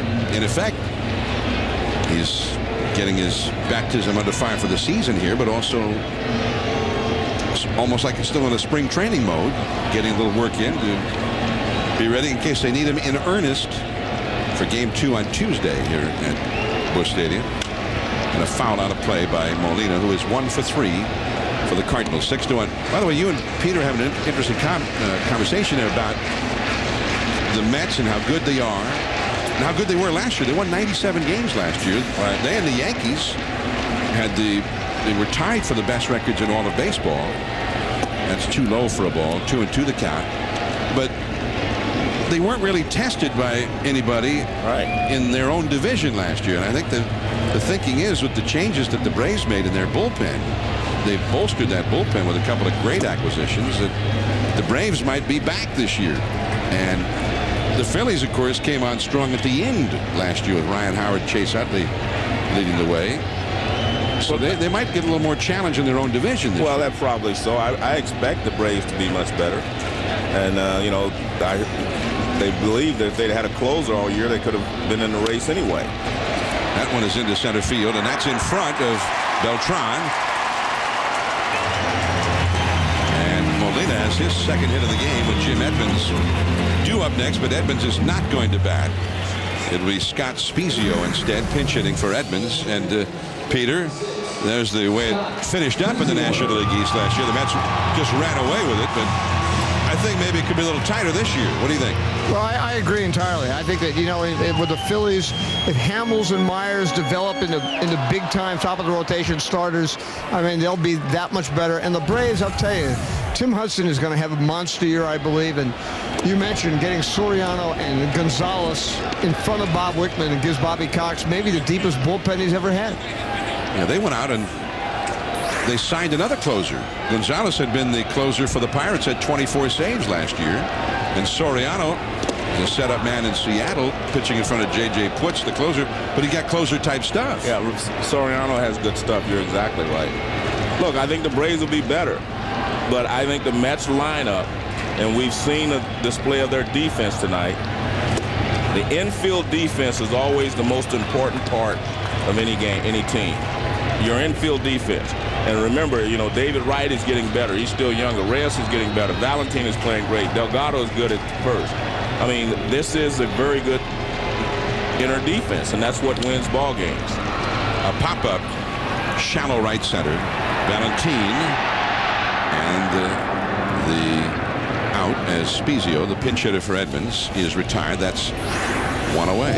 I mean, it's great to see guys run down balls in the outfield and etc., but the infield play is what distinguishes the good teams from the other guys. I mean, if you can make all the plays on the infield, do not make mistakes on the ground ball. Make the double plays when it's there. Because remember, it's easier to catch a fly ball than it is to catch a ground ball. So all of that comes into play. So your infield defense is the most important part of your defense. 1 out. So Taguchi, the hitter, he's 0 for 3. One other aspect, talking about the Braves, nobody in the league really can hit with the Mets. Nobody has a lineup in the National League that it compares to the Mets. The closest last year really was Atlanta. Yeah. They had a lot of power with Andrew Jones, Chipper Jones, and Adam LaRoche. That ball is a base hit. Finally got one by Jose Valentin. First hit of the year for Taguchi. Molina over to second and holding. So 2 men on now. And they're going to go to the bench again here. And Gary Bennett, the backup catcher, number 28, is going to pinch hit for Adam Kennedy, or rather for the pitcher. Kennedy already out of the game as part of a double switch in the previous inning. So Bennett is pinch hitting for Thompson. The Braves, though, can slug, but relief pitching is at such a premium right now. Yeah. To get Mike Gonzalez from the Pirates, they gave up a first baseman who hit 32 home runs last year, Adam LaRoche. That's a high price to pay for a guy who pitched one inning maybe 3-4 times a week. And they traded away one of their top starting pitchers. Remember the rotation, Horacio Ramirez, to the Mariners to get Rafael Soriano. Gary Bennett. A broken bat bloop. But there is Valentin, the infield fly in effect anyway, so he was already out. And that is out number 2. So 2 down. My answer to that is John Sherholtz and Bobby Cox. Those two guys always know what they're doing. They're very good at managing winners, and you can never count them out, which I didn't do last year either. But I still believe if you're the Mets, because of those 8 guys they're going to put out there most of the time, it's going to be tough, to beat them over 162 games. And the Phillies, they made a great run at the end. They were actually in the running for the wild card up until the final few days. But, and Peter Gammons maybe can speak more to this, I've been reading that they're not real happy with the look of their bullpen right now. That ball is in the right side. In fact, we might have to wait till next Sunday to ask Peter about that. This ball game is over.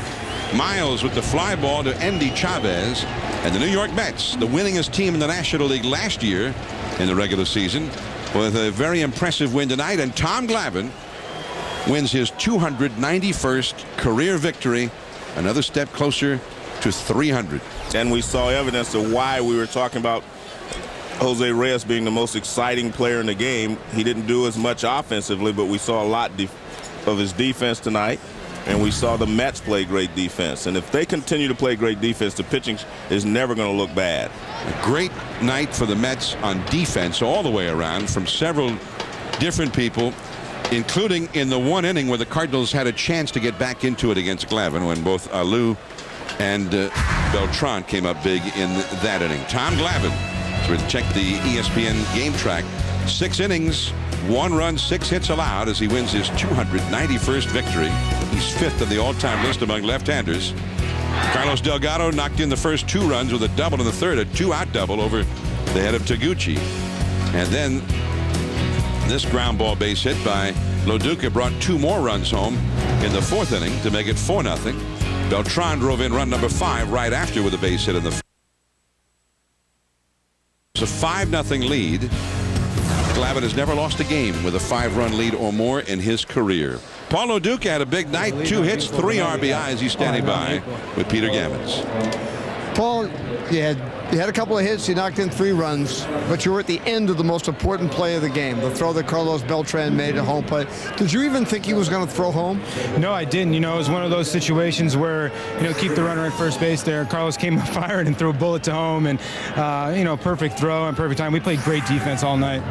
How important is the defense to this team? I mean, we've seen it in the infield. We've seen Beltran in the center field. Is that one of the real key things on this club? Definitely, because we're going to score runs. We know that as a team, as a unit. And I think our pitching is, they did it last year. They said we had no pitching, and we finished 2nd in all of baseball. And I think it's going to happen again this year. But we played solid defense all year last year, and we got basically the same ball club. So, defense is key because we're going to put up numbers. How important is it for you to be able to nurse some of these young pitchers through the season?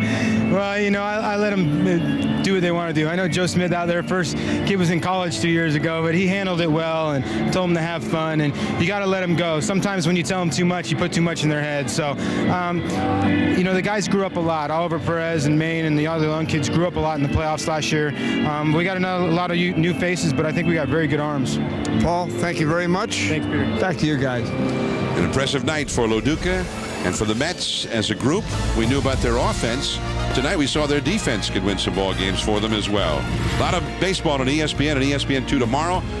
Opening day for many ball clubs. Joe and I will be in Kansas City to see the Red Sox and the Royals at 4 Eastern, 3 Central. Up next on ESPN2 is The Natural. Major League Baseball celebrates an epic. Now, for Joe Morgan and Peter Gammons, this is John Miller saying good night from St. Louis. This has been a presentation of ESPN, the worldwide leader in sports.